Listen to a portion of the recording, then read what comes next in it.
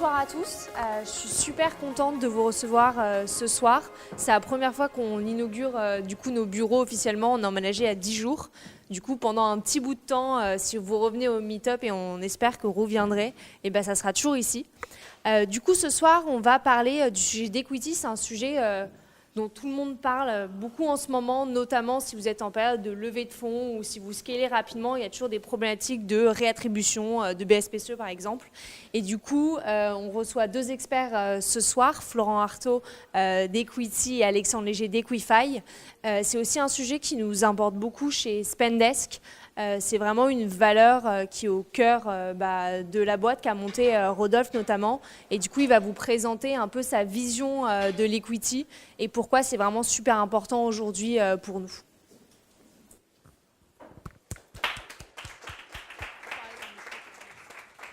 Merci Faustine, bonjour à tous. Pourquoi c'est important pour nous chez Spendesk? Nous, on a une culture qui est très fondée sur l'ownership. L'ownership, ça veut dire quoi? On cherche des gens qui ont une volonté d'être entrepreneurs, donc de prendre des initiatives, de vraiment être passionnés par les actions qu'ils font. Et la contrepartie de ça, c'est naturellement, comme un entrepreneur, avoir un peu des balls in the game, donc de pouvoir participer au résultat de la boîte. Donc culturellement, on se dit, si on veut créer une culture qui est basée sur l'ownership, il faut qu'il y ait de l'equity pour tout le monde. Ça paraît logique.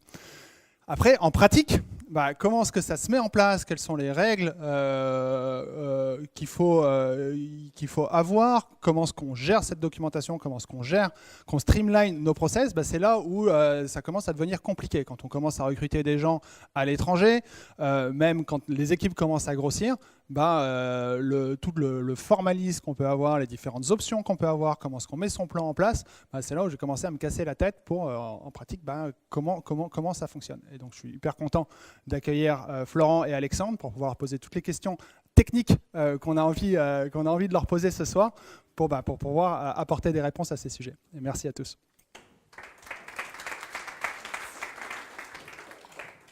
Florent Artaud, je suis fondateur d'Equity.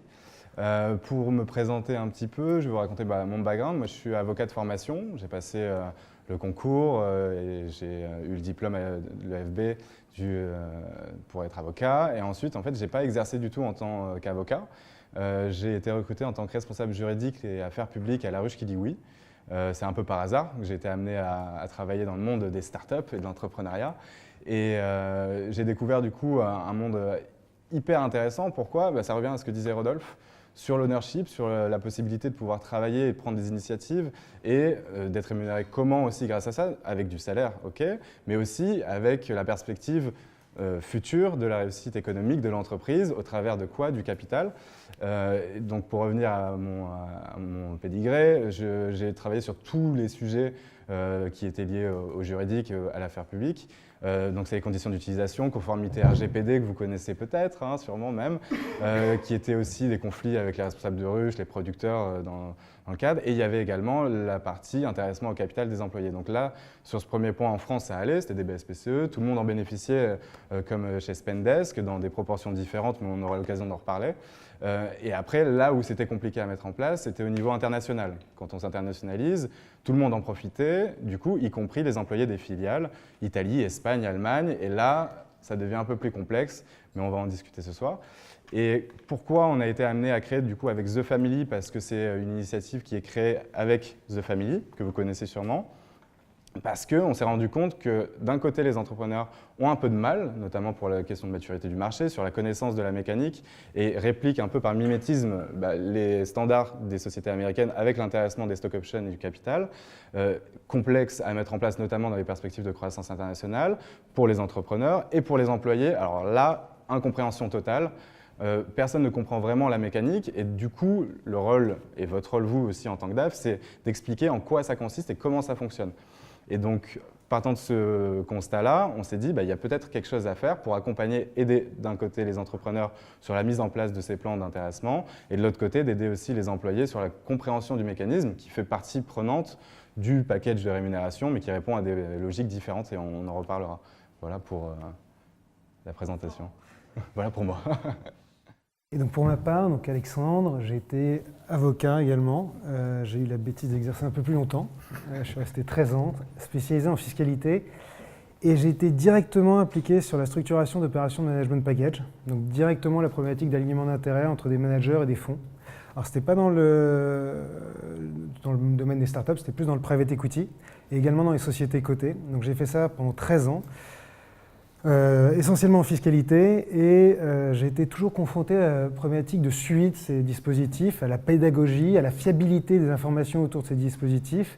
Et j'avais monté mon cabinet à côté, j'ai recruté 2 développeurs pour lancer un projet qui s'appelait eCapitalio à l'époque, qui voulait être un peu l'équivalent d'un logiciel comptable pour tout votre secrétariat juridique. Donc secrétariat juridique, c'est votre cap table, votre registre, toute votre documentation, tous vos PV d'AG et autres.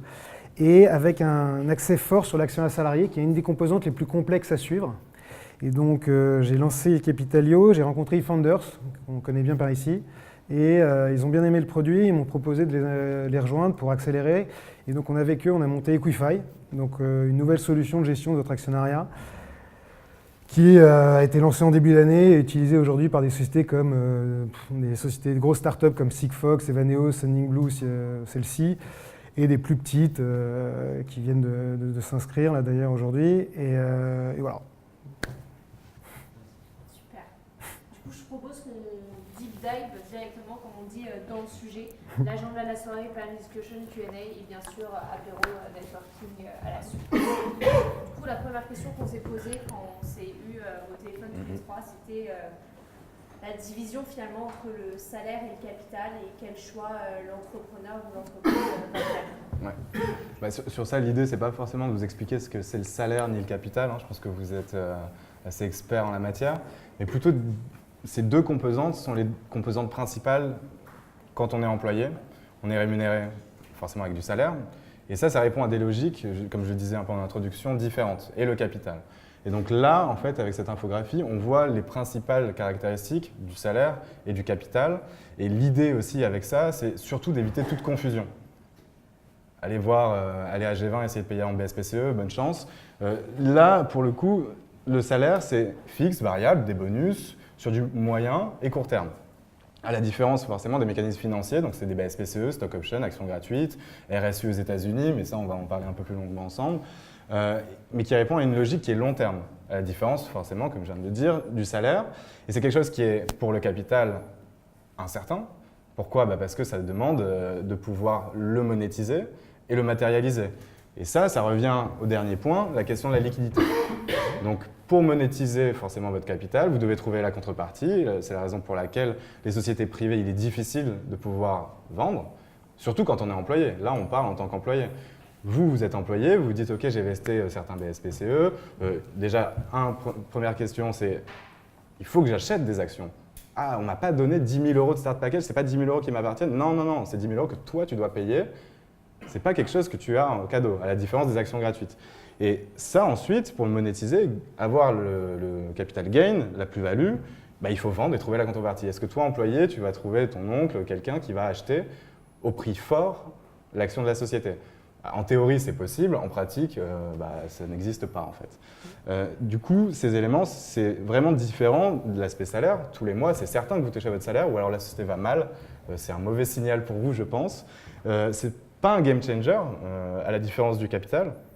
Généralement, et c'était quand on avait fait un événement justement avec Rodolphe, j'avais eu la chance de l'inviter avec aussi Dominique Jackson de Index Ventures, c'était l'histoire de Bonnie Brown. Je ne sais pas si vous connaissez Bonnie Brown, qui était part-time masseuse chez Google, qui a rejoint l'entreprise quand ils étaient 40 et qui a fini multimillionnaire. Mais c'était chez Google. Du coup, c'est un game changer. C'est juste pour imager ça. À la différence du salaire, je ne pense pas qu'elle puisse finir multimillionnaire en étant part-time masseuse sans a priori aucun sur les masseurs.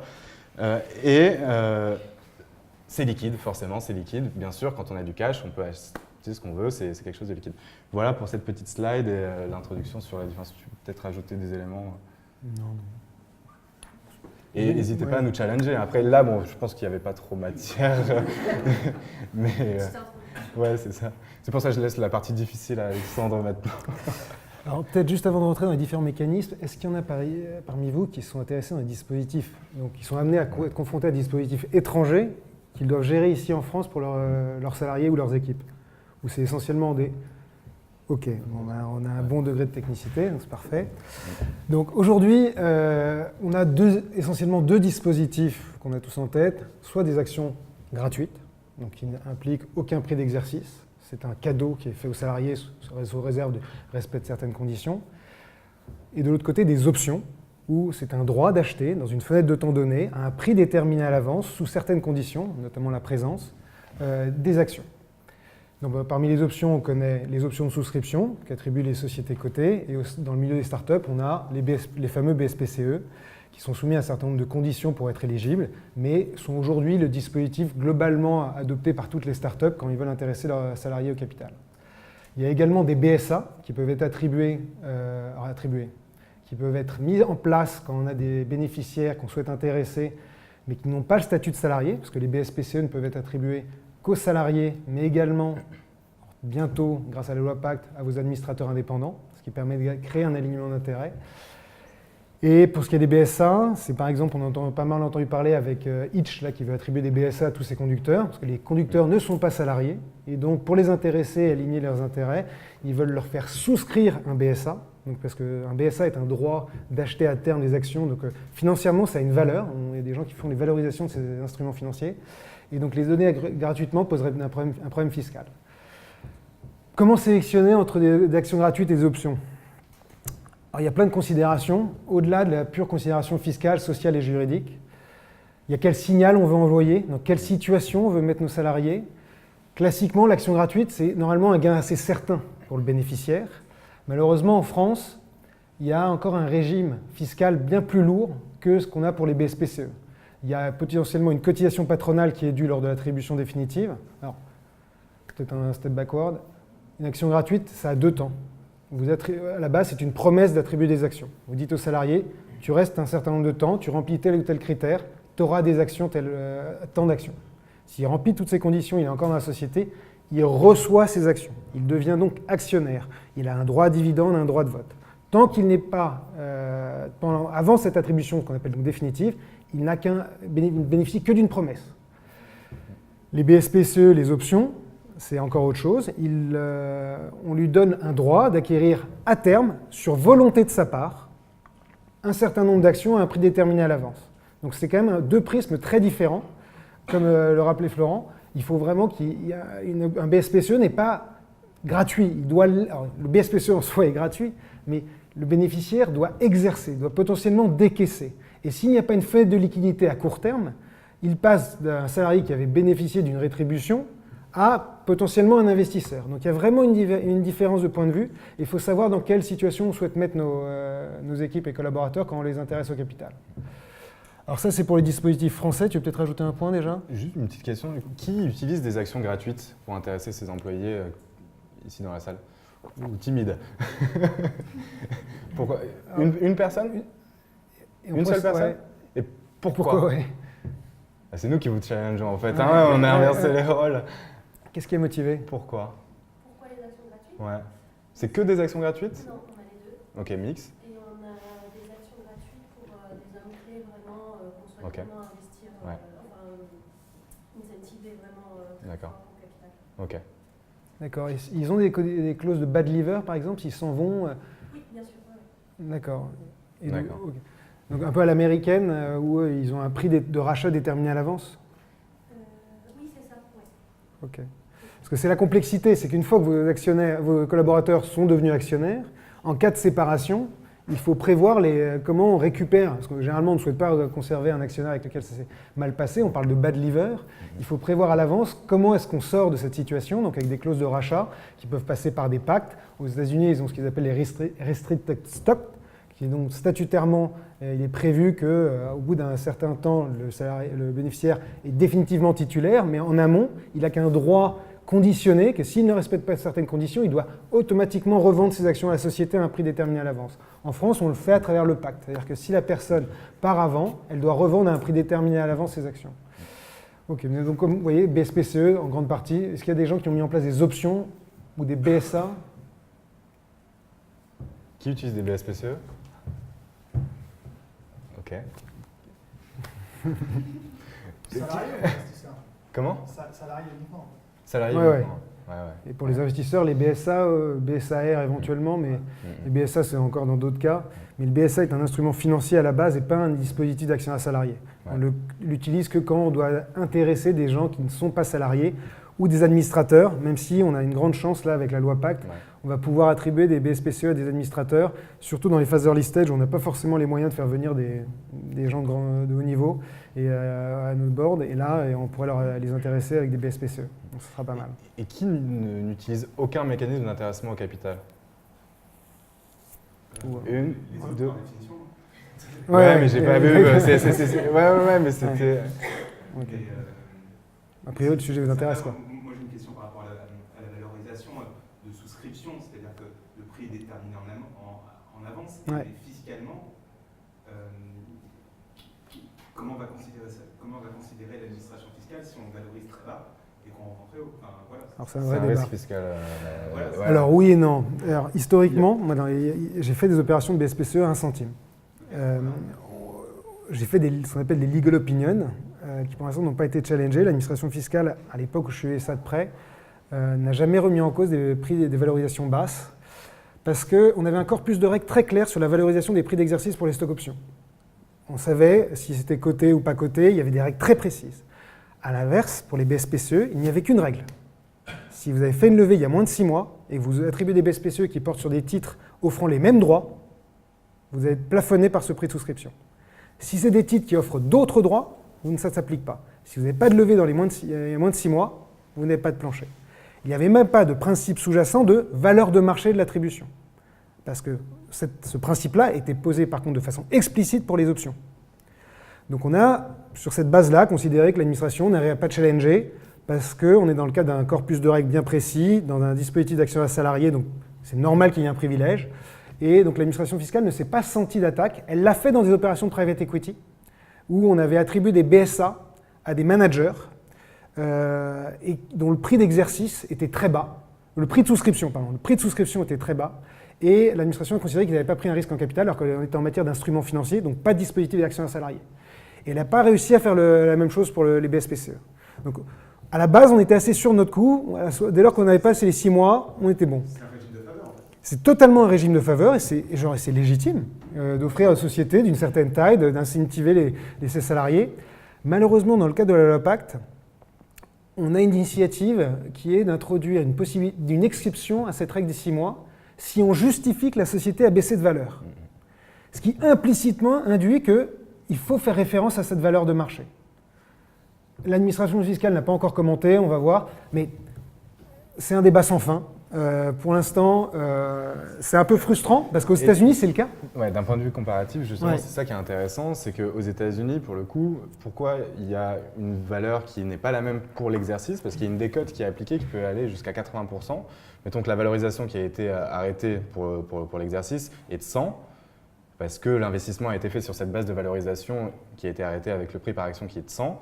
Donc le prix d'exercice est censé être 100, sauf que il y a une décote qui est appliquée qui peut aller jusqu'à 80-90%, qui est justifiée pourquoi? Par la différence de droits attachés aux actions. En fait, quand tu as des droits qui sont avantageux, des preferred stock, qu'ont les investisseurs avec des droits préférentiels qui sont droits de préemption, liquidation préférentielle, etc., pour donner les deux principaux, et ben forcément, quand tu as un exit, par exemple, cette action, tu es intéressé de manière préférentielle sur les proceeds qui ont lieu lors de l'opération d'exit.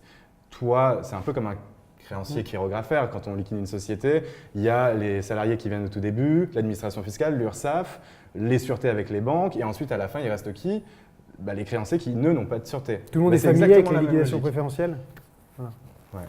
Okay. Donc ça, c'est un peu la même logique. Et pour revenir justement à cette différence de valeur qui est appliquée aux États-Unis et qui est légale, hein, c'est obligatoire, ça se fait comme ça. C'est avec ce qu'on appelle le 409A aux États-Unis, et qui justement, tu es obligé de valoriser et d'arrêter cette valorisation-là. Et toi, employé, tu payes 20 quand tu exerces, et du coup, ta plus-value est beaucoup plus importante. Et c'est justifié pour les mêmes raisons, sauf qu'en France, on n'a pas ce même mécanisme. Au UK, c'est exactement pareil, où il y a des décotes qui peuvent être appliquées une fois qu'on émet les EMIs. Ensuite, on peut décoter de 80-90%, justifié sur ces mêmes raisons. La raison sous-jacente étant que aux États-Unis et en Angleterre, le droit à la liquidation préférentielle est attaché à l'action. C'est-à-dire qu'une fois que vous êtes propriétaire de cette action, en fonction des scénarios de sortie, vous avez un droit de faveur par rapport aux autres titulaires. d'actions ordinaires. En France, la liquidation préférentielle est mise en œuvre à travers le pacte. C'est-à-dire que vos actions en soi n'ont pas... La pratique, c'est vraiment, même dans les actions de préférence, généralement, quand c'est statutaire, ça ne parle que du boni de liquidation. C'est-à-dire que ce n'est que le scénario qui n'arrive jamais, où tu liquides ta boîte et tu vends tous les bijoux de famille. Et dans ce cas-là, la répartition de ce qui reste dans la boîte, à savoir le cash, tu peux le répartir, donc on appelle ça la répartition du boni de liquidation, tu peux le répartir en fonction de ces règles qui seraient les mêmes sur le prix de vente des titres. Et pour le prix de vente des titres, malheureusement, on n'arrive pas... Aucun avocat arrive à sécuriser le fait que ça serait statutairement dans les actions de préférence. D'ailleurs, c'est pour ça qu'il y a quasiment plus d'actions de préférence sur le marché aujourd'hui, parce que c'est plus contraignant. Il faut un rapport spécifique du commissaire aux avantages particuliers. Donc les gens abandonnés, ils ont intégré ça directement dans le pacte d'actionnaires. Et finalement, je veux dire, les investisseurs ne poussent pas vraiment pour aller dans une autre direction, parce que ça les avantage. Eux, que les salariés, en fait, quand ils exercent, ils payent un cash-in qui est à hauteur du prix de souscription, c'est plus intéressant que ce qu'ils payent un cash-in qui est 80% plus bas.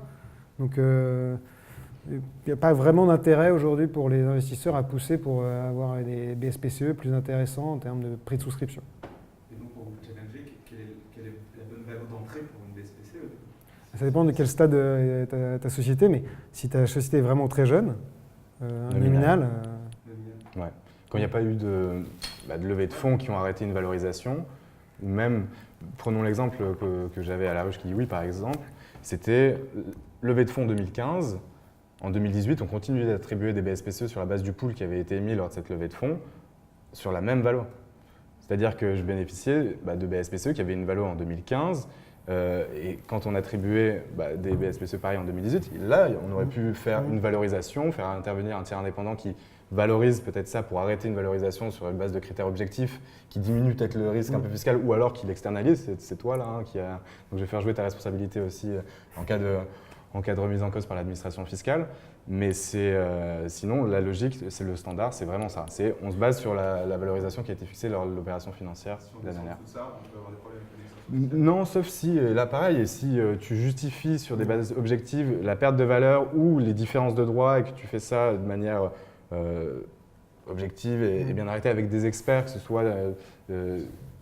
mais tu peux... Vous avez compris, le but c'est de rentrer au plus bas. Ah ouais, carrément. Et ça c'est normal. Et c'est la logique. Ouais, et d'ailleurs, on a fait pas mal de lobby avec The Family. On allait voir verser justement sur la base de cette question-là.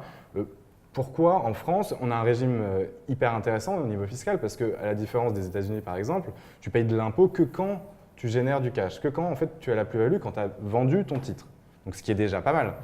Ce qui reporte le risque pour l'employé qui reçoit des BSPCE sur la partie fiscale à ce niveau-là. Mais il manque un élément essentiel, c'est celui-là. C'est de dire que toi, tu n'as pas les mêmes droits attachés à tes actions, contrairement aux investisseurs. Donc, c'est encore plus aléatoire et c'est encore plus risqué le fait que toi, tu puisses gagner quelque chose, le moins de centimes, grâce à ça. Donc, il n'est pas normal que quand toi, tu veuilles acheter une action, tu payes le même prix que l'investisseur qui, lui, a garanti son investissement. Toi, tu n'as rien garanti du tout. Et donc, c'est pour ça qu'on a fait pas mal de lobby sur ces questions, justement pour mettre en place ces différences de valorisation lorsque tu émets les BSPCE et qui soient sur une analyse comparative avec les États-Unis et l'Angleterre. Ce que tu peux faire pour essayer de sécuriser au maximum, c'est de faire des BSPCE qui portent sur des actions autres que des actions qui ont éventuellement une liquidation préférentielle. Déjà, ça permet déjà... Il faut voir comment ça se passe un contrôle fiscal. Déjà, le risque URSSAF est assez faible. Parce que juste l'administration URSSAF est plutôt sous-équipée pour gérer ça. Donc c'est plutôt l'administration fiscale. Donc toi, finalement, en tant que société, ça t'est peu impacté. C'est éventuellement le bénéficiaire qui serait retraité son gain. Excédent. Comment? Le bénéficiaire, oui, celui qui touche le BSPCE. Après, il faut voir l'administration fiscale. En principe, c'est elle d'apporter qui a la charge de la preuve, qui doit démontrer que tu avais un avantage quand tu as trouvé un BSPCE. Il faut vraiment y aller avec une grosse pelletée pour qu'ils se sentent d'attaque avant de... Surtout qu'il y a, à mon avis, pas mal d'autres sujets qui peuvent creuser généralement dans les entreprises, la TVA, il y a pas mal de sujets, non? C'est pas un sujet. Non, ou je sais pas, après, vous êtes plus... Mais il y a ou les avantages peut-être en nature sur, est-ce que vous avez des tickets restaurants, est-ce que vous offrez de la nourriture gratuite? Ah, c'est des avantages, ok. Vous déclarez ça? Non? Ah, d'accord, ok. Il y a plein de sujets sur lesquels ils peuvent creuser, que les management fees, quand il y a des filiales, ces sujets-là, est-ce que vous faites des... Bon bref, on se disperse. C'est Juste la question sur les droits rattachés en fait aux actions Mhm. dans la valorisation du prix d'exercice. Est-ce que c'est écrit dans les textes en fait ou est-ce que c'est plus une interprétation qui Le fait qu'on puisse en fait que la limite, le plancher, différencier le prix d'exercice c'est dans le 163 bis G, ouais. C'est le code des impôts pour les BSPCE où il y a Ouais. bien marqué si c'est dans les 8 mois suivant une opération financière qui arrête le prix et qui émet du coup des titres à cette valeur-là, on ne peut pas y déroger. Sauf là, justement, Pacte prévoit une petite exception basée sur la perte de valeur économique. Et donc, ma question portait sur les droits en fait. Est-ce que dans le texte il est écrit C'est les droits et pas des actions, c'est les droits différents. ouais, c'est droit. Ouais. Mais il y a texto marqué les droits, une différence de droit. Ouais. Mais en soi, des actions, ça suppose que tu émettes donc des actions de préférence, C'est ça, ouais. qui sont assez contraignantes. Hein. Et après, tu t'amuses à faire du black and shall pour essayer de valoriser. Genre, c'est pas un exercice facile. Hein. Ouais. Parce qu'il faut valoriser après, les différences de droit. Ouais. Avec j'ai un droit de vote double, que dans des décisions extraordinaires qui requièrent une majorité absolue. Voilà, après, c'est du storytelling. Hein. Soit tu fais bottom-up, soit top-down, mais c'est comme tu veux. Mais à la fin, ça arrive au chiffre que tu veux. Quoi. Alors, oui, donc les mécanismes. Donc on a traité les Français. Il y a eu des questions à ce stade. Aux États-Unis, eux, ils ont une culture de l'actionnaire salarié bien plus développée. Donc, ils ont options et actions gratuites, les RSU, mais également les restricted stock, j'ai décidément du mal, que j'ai évoqué tout à l'heure. Les phantom shares. Donc, les phantom shares, c'est quoi? C'est uniquement une promesse de bonus salarial calée sur la valorisation des titres. Phantom share ou stock appreciation right, c'est la même chose. Et la difficulté, c'est quand on a les gérés en France. Quand ils sont attribués à des bénéficiaires français, comment est-ce que c'était traité en France? Le principe, c'est que c'est lié à un contrat de travail, donc traiter l'avantage est considéré comme du salaire. On se pose la question du momentum de fiscalisation. Est-ce qu'on considère que c'est taxable lors de la réception ou lors de l'exercice, quand le salarié commence véritablement à avoir un gain? Sur la base d'une pauvre réponse BEUM de 2000, dans le cadre franco-suisse, l'administration fiscale considère que c'est taxable le jour de l'exercice. Il faut savoir qu'en Belgique, les varants sont taxables lors de l'attribution, parce qu'on considère que c'est une valeur financière et que ça a déjà un gain. Donc en France, on les traite comme ça, sauf si vous arrivez à faire en sorte que vos RSU ou vos options répondent à un certain nombre de critères du code de commerce français et code général des impôts, qui fait qu'ils sont comparables, bon an mal an, au dispositif français. Dans ce cas-là, vous pouvez bénéficier du même régime de faveur, avec toutes les obligations que ça implique, les obligations déclaratives en tant que la société employeur et les obligations de fiscalité, notamment la fameuse contribution patronale qui est maintenant applicable pour les stock options. Peut-être un mot sur l'Angleterre. L'Angleterre, c'est pareil, ils ont des dispositifs assez sympas, EMI, SPA, comment ça s'appelle? Share Pay. SOAP. Non, Stock Option Right, mais ils ont un truc particulier. Donc, les boîtes peuvent filer jusqu'à 30 000 pounds par an par salarié. Pour l'EMI, c'est des petites sociétés, ils peuvent... c'est combien C'est un peu comme les BSPCE. C'est comme les BSPCE. Il y a des critères qu'il faut respecter pour pouvoir bénéficier justement de l'avantage et du régime de faveur des IMIs. C'est un peu la même logique que pour les BSPCE. Si ce n'est que ça soumet à approbation préalable, alors que le BSPCE, c'est vous faites un contrôle a posteriori. Mais sinon, c'est la même mécanique. Et ils ont quand même des trucs pas mal où ils peuvent... un salarié peut décider d'utiliser une partie de son salaire pour acheter des actions à un prix préférentiel. Et ce qu'on n'a pas en France, ou peut-être avec la loi PAC, ça va arriver. Mais ça, j'espère que vous n'aurez pas à les gérer avec un salarié en France, que ça peut être assez compliqué. Et enfin, la Belgique, eux, ils n'ont pas de trucs géniaux. Ils ont juste les varants, qui se distinguent des options, dans la mesure où ça porte sur des actions existantes, et non pas sur des actions nouvelles émises par la société. Et ce n'est pas la même fiscalité, elle est un peu plus lourde.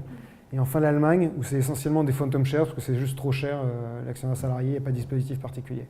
Donc eux, c'est que des promesses de gains sur la valorisation de la boîte. Voilà à peu près toutes les mécaniques qu'on voit le plus souvent. Des questions à ce stade? La loi Pacte va passer un jour J'avoue que j'ai un peu perdu le fil.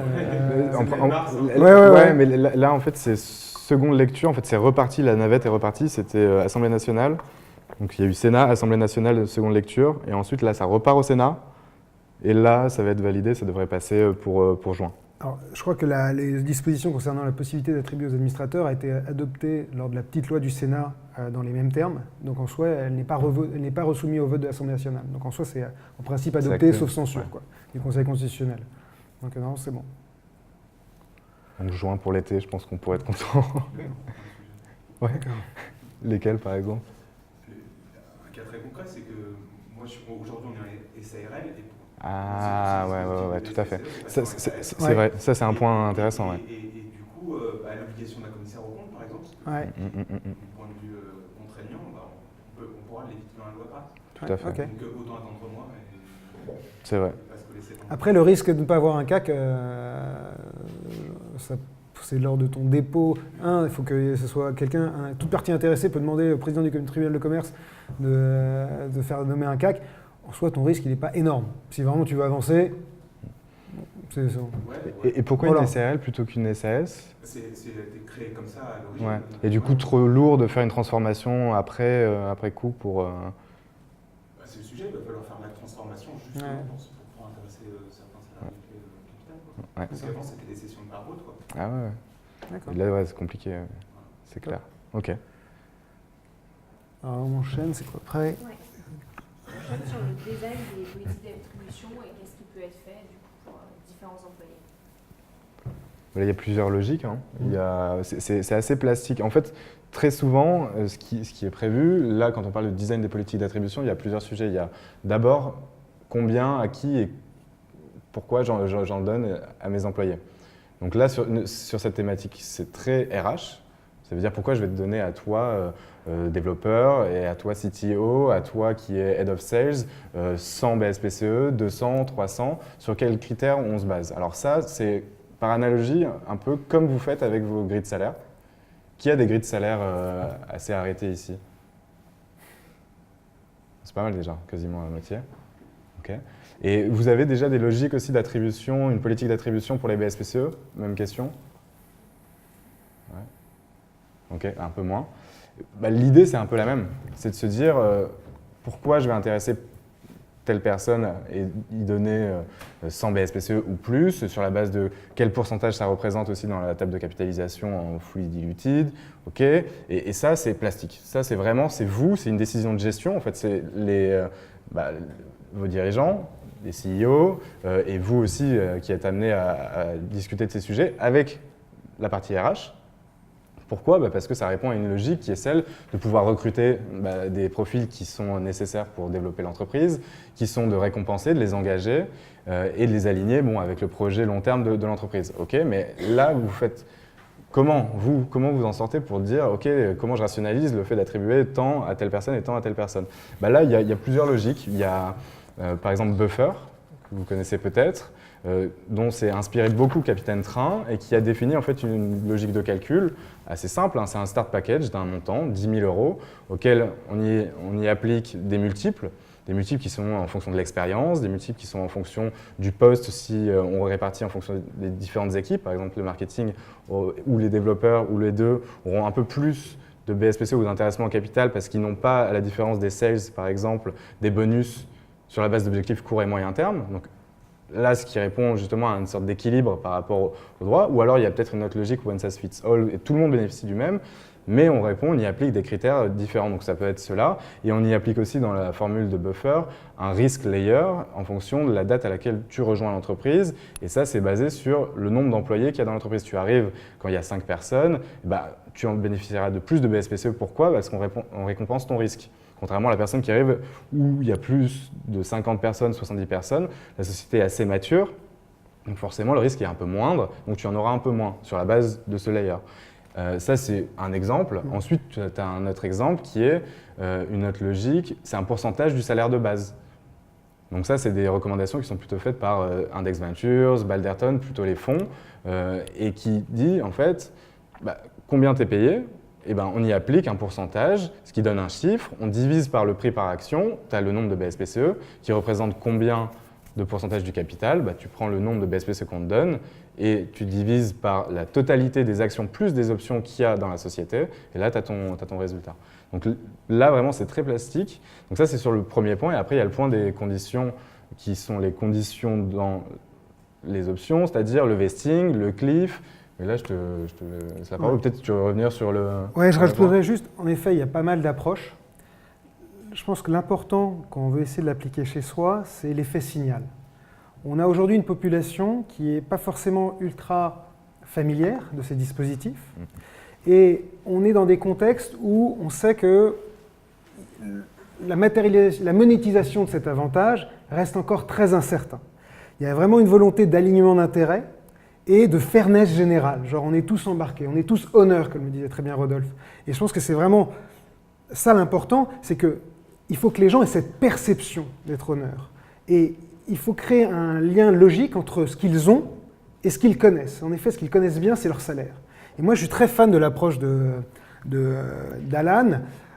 Alors pas sur tout, mais je trouve que avoir une grille, idéalement transparente avec des buckets, il faut se laisser de la flexibilité, parce que les one size fits all, où on est contraint par une grille, alors qu'on sait très bien que la diversité des profils et des parcours fait que parfois on doit avoir un peu de flexibilité avec chacun, il faut créer un lien logique entre ce que la personne reçoit et ce qu'elle a au quotidien. Elle comprend son salaire, a priori elle l'a accepté. Si on lui dit, à telle grille de salaire, tu as 50% de ton salaire en BSPCE, déjà, ça commence à dire quelque chose. Ok, je touche 50 000 euros par an, j'ai 25 000 euros de BSPCE.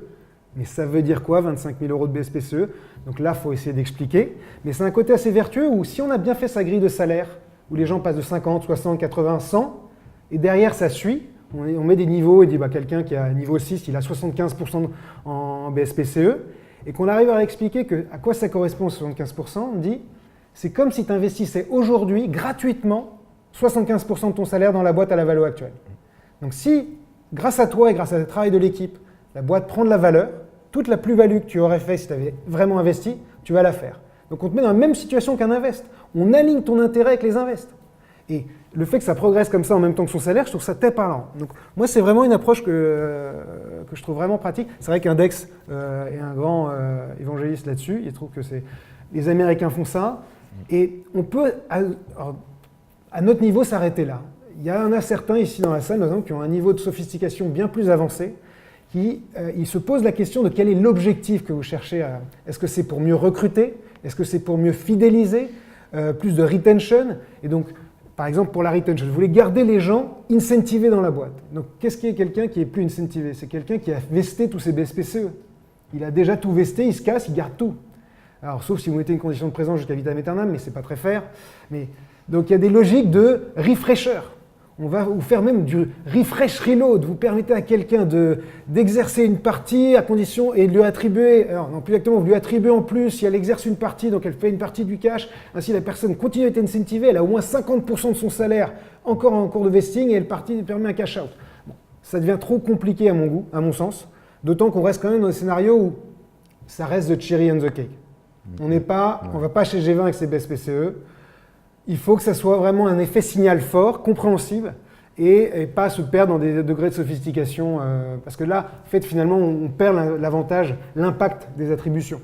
On cherche à embarquer les gens avec nous, et en fait, on les perd par trop de sophistication, avec des règles trop dures.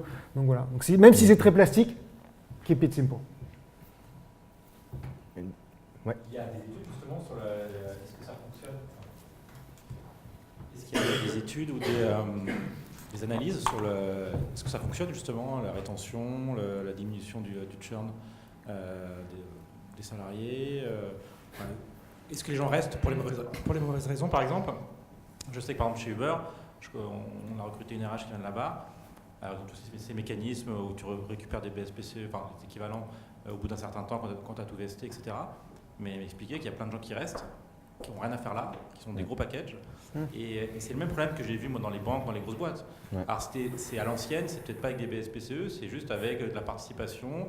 Et puis l'autre effet négatif que j'ai vu, c'est finalement la machine à café. Au lieu de parler de ce qu'on va faire, on est en train de regarder le cours de l'action ou discuter quand c'est de mon côté, c'est pareil. Sur le second marché, sur les boîtes américaines, je ne suis pas convaincu que ça marche tant que ça, en fait, quand on rentre dans des mécanismes de ce type-là. Et l'autre dernier sujet, c'est qu'aux États-Unis, ou à SF en tout cas, les développeurs, ils se barrent quand même s'ils ont des gros... les mauvais vont rester parfois parce qu'ils veulent attendre le vesting, et d'autres qui ont des opportunités ne vont pas rester malgré ces mécanismes qui sont censés les incentiver. Donc je suis assez partagé en fait sur est-ce que ça fonctionne vraiment avec 10 ans de recul. En France, c'est assez récent, donc on est tout émerveillé. Ouais. Mais aux États-Unis, quand tu regardes un peu, à part les très grosses boîtes, évidemment, il y a de la vraie valo, mais sur des petites boîtes, les 3 quarts vont mourir, donc ça ne vaudra rien. moi, je suis partisan de très bien payer les gens déjà, et après, c'est vraiment, comme tu disais, cherry on the cake, mais ça remplace pas en fait un très bon salaire et des bons bonus et du vrai argent. Pour ça, je pense qu'il n'y a pas de remède miracle en fait. Et l'equity, l'intéressement au capital, c'est pas le remède miracle. Il y a un exemple, justement, on me le donnait, c'était intéressant. Dans les boîtes financières notamment, il y a les bonus en avril. Et quand il y a un pic de départ, bizarrement, c'est en avril. Pourquoi ? Parce qu'ils attendent de toucher leur bonus et après ils se barrent. Et c'est la même logique de rétention. Et ça revient à ce que disait Alexandre. Est-ce que c'est vraiment intéressant de vouloir retenir avec le mécanisme de BSPC de vesting, etc. Pas tellement. Et donc je pense que en fait, même l'intéressement au capital, ok, je pense que tu as raison, nous on est un peu tous émerveillés avec cet outil qui est importé par mimétisme aussi des pratiques américaines, mais ça ne répond pas du tout à ces mêmes questions qui sont, à mon sens, tu restes toi employé pour ton intérêt propre. Donc l'alignement d'intérêt, on est tous d'accord, c'est une fiction. L'alignement d'intérêt, quand on se dit investisseur, ok, très bien, oui, tout le monde est intéressé sur la réussite future et économique de l'entreprise, mais après, quand on se rapporte à son propre intérêt personnel, quand on est employé, oui, c'est ma paye, c'est les conditions de travail, c'est le boulot qui m'intéresse, et c'est tout. Oui, peut-être, je m'investis beaucoup parce qu'il y a cette notion d'intéressement au capital, mais il ne faut pas avoir du tout l'equity comme une recette miracle qui va résoudre tous vos problèmes. Non, ça va vous en poser, à mon avis, pas mal de problèmes. Déjà, les premiers, c'est ceux d'explication et de pédagogie, parce que personne ne comprend rien, mais c'est un point qu'on va aborder ensemble. Et ensuite, c'est aussi la technicité. Donc ça, c'est vraiment sur l'aspect complexe de mise en place du plan. Et pourquoi ? Ça aussi, c'est un élément, je pense, important à avoir en tête. Et c'est un élément, moi, que j'ai vécu aussi à La Roche qui dit oui, avec, OK, vous visez un exit ? Non. Ah ! Ok, vous m'intéressez au capital avec des BSPCE ? Oui. Ok, il n'y a pas du coup un problème parce que en fait, tu monétises que quand tu vends et tu es aussi backé par des VC. Mais en fait, la logique était aussi différente. C'était ok, oui, bien sûr, tu vises un exit à un moment donné, mais c'était juste que là, à ce moment-là, c'était pas forcément l'idée et l'objectif. Il fallait construire quelque chose, il fallait construire un actif important, il fallait construire une communauté, construire un projet. Mais là où je veux en venir, c'est qu'il faut aussi voir la vision long terme. Est-ce que l'idée, c'est de pouvoir revendre la société ou de maximiser justement les revenus et de pouvoir potentiellement distribuer des dividendes ? Ne serait-ce que là, si on répond oui à maximiser les revenus et distribuer des dividendes, la logique de BSPCE, d'intéressement au capital sous cette forme-là, je vois pas trop l'intérêt en fait, parce que toi, tu ne touches pas de dividendes quand tu as des options, il faut que tu achètes. Donc peut-être que les RSU ou les actions gratuites, c'est plus intéressant, ou peut-être que les phantom shares ou des bonus basés sur la valo de la boîte, c'est plus intéressant. Ça, c'est des questions à se poser vraiment avec la direction et de se dire qu'est-ce qu'on veut vraiment. Si on vise un exit peut-être à 5-7 ans, ok, très bien, là, c'est intéressant de pouvoir intéresser au capital parce qu'on sait que, in fine, on va avoir un événement de liquidité qui potentiellement pourra récompenser tous ceux qui ont participé au projet. Donc voilà, je ne réponds pas tout à fait à ta question, mais je pense qu'il n'y a pas de réponse, en tout cas au travers de ce mécanisme-là, à cette réponse qui est plus globale, qui est celle de pouvoir retenir les employés. Et ça, c'est une brique, je pense, qui peut jouer, qui peut servir à cet intéressement, à la rétention, à la motivation, à l'engagement, à l'alignement d'intérêt, mais qui fait, justement, c'est une brique dans un tout, dans un ensemble, qui sont les locaux. On est dans des superbes locaux ici, et qui participent aussi à avoir un bon environnement de travail, un bon salaire, des bons managers, des beaux projets, et bien sûr, la récompense avec l'intéressement au capital. Je pense que c'est la globalité qui fait que tu as des bons employés qui sont motivés et qui restent. Plutôt que, oui, tu es intéressé au capital, tu restes parce que tu te dis, je vais vester. Donc, c'est une approche assez compliquée à gérer, mais c'est l'affaire de tous, je pense. Je rajouterais peut-être, en termes d'études, j'en ai pas entendu parler, mais ça doit être assez dur à faire parce que une boîte qui est attribuée à tout le monde, mais qui est une boîte de merde, les gens vont se casser. Et les bonnes boîtes qui attribuent peut-être pas à tout le monde, mais qui ont une superbe culture, les gens ont d'autres raisons pour rester. Donc, pour moi, encore une fois, je reviens sur cet effet signal, c'est par cohérence avec ta culture. Si tu as une culture de l'ownership, de l'inclusion, voilà, ça s'inscrit dans cette culture, ça doit résonner, et c'est ce que tu souhaites. Les gens, généralement, quand ils rejoignent une petite structure, c'est pour avoir de l'impact. Et ce niveau d'engagement, comment je te justifie cet extra mile, c'est parce que, à la différence d'une grande structure, ils sont un peu honneurs. Ils ont vraiment de l'ownership, ils sont écoutés, il n'y a pas du management horizontal. Donc pour moi, ça s'inscrit vraiment dans ta culture, c'est pas un élément qui va rattraper tout le reste. Et par contre, pour les histoires des fêtes de seuil où les gens restent longs parce qu'ils veulent attendre l'anniversaire, tu peux essayer d'avoir des lissages avec des attributions, des vestings mensuels, quoi. Comme ça, il n'y a plus cet effet de seuil. Même dans les banques, maintenant, c'est un peu moins vrai parce que les bonus sont en grande partie des actions gratuites qui eux-mêmes sont soumises à des vestings. Donc, tu attends, on pourrait attendre derrière, donc c'est sans fin, quoi. Donc, les gens, finalement, se cassent. Et voilà. D'ailleurs, Moi, je me suis cassé. Et créer des startups, et voilà. Ouais, c'est un peu leur câble, mais ouais. et justement, sur les questions de vesting, le standard, ça fait une bonne transition, c'est 4 ans, 1 an de cliff. Je pense que tout le monde est un peu au courant de ce standard-là. Vous savez tous ce que ça veut dire, 4 ans de vesting, 1 an de cliff? On peut passer très vite. Ok. En fait, l'année de cliff, c'est un peu la période d'essai entre guillemets des BSPCE, c'est-à-dire que je te donne des BSPCE, il faut que tu attendes 1 an pour obtenir 25% si on est sur 4 ans. Des BSPC que je t'ai donné, je t'en donne 100. Au bout de la première année, tu en as 25. Et pour avoir la totalité, les 100, il faut que tu attendes les 4 ans et que tu restes 4 ans dans l'entreprise. Il y a un petit détail qui est assez important là-dedans, c'est quand est-ce que commence le délai. Donc le délai commence à courir généralement, si c'est faire à la date d'entrée dans les effectifs. On peut même aller un peu plus loin en disant tu étais en stage avant ou tu étais en CDD, donc on reprend ton ancienneté au moment où tu es rentré dans l'entreprise. Et ça, c'est à la discrétion de l'entreprise de définir ça. Ou ce qui était recommandé d'ailleurs par des avocats avec qui j'avais travaillé, c'était « Ah mais t'embête pas, fais à la date d'attribution, c'est plus simple pour toi à gérer ». J'étais ouais, mais c'est pas le but en fait.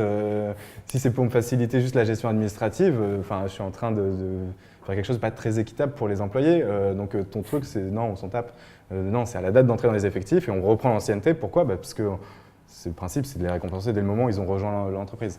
Et donc là, ton délai de 4 ans commencera où tu es arrivé dans l'entreprise. Dans la mesure où ils existaient, ces BSPCE, tu peux pas les... Non, tu peux rétroactivement, bien sûr. En fait, si tu veux, c'est que tu as toute l'attitude pour définir le calendrier d'acquisition. Il a Donc en resté fait, c'est juste totalité. conceptuellement, tu détermines un calendrier de 4 ans, mais tu dis, en fait, ça revient à un calendrier personnalisé pour chacun, C'est ça. mais parce que tu n'as pas de contraintes. C'est juste que conceptuellement, tout le monde se dit, moi j'ai 4 ans, et ça part à des dates différentes. Mais juridiquement, il n'y a pas de droit avant la décision d'attribution. Oui, parce que tu peux individualiser ton contrat de BSPCE avec chacun. En fait, il suffit que tu dises la date d'entrée dans les effectifs pour calculer le calendrier d'acquisition. Il y a juste une petite composante là-dedans, c'est la partie droit du travail. Ouais. Les différences de traitement, il faut que ce soit justifié sur des bases quand même objectives. C'est pas toi, alors tu es une femme, tu en as 10 et tu vestes que, je caricature bien sûr, et donc il faut vraiment que ce soit justifié sur une base objective. Par exemple, même salaire, même poste, même expérience, c'est la même logique. Pas de différence de traitement à justifier, sinon ça peut poser des problèmes, ou déjà de manière éthique peut-être, mais après… Pour l'attribution, tu veux dire, ou pour la manière dont on va… Non, les droits attachés, pas sur l'attribution. Ça peut être justifié de la même manière. Sur une base objective, par exemple, en fonction des différents postes, en fonction de ça revient à ce qu'on s'était dit sur la partie RH, et la répartition du pool, je t'en donne 100, toi 200, toi 300. Un peu de la même manière aussi, ça doit être basé sur des faits objectifs. Telle personne, tu as un responsable marketing, tu en as 2, disons, voilà, c'est le luxe.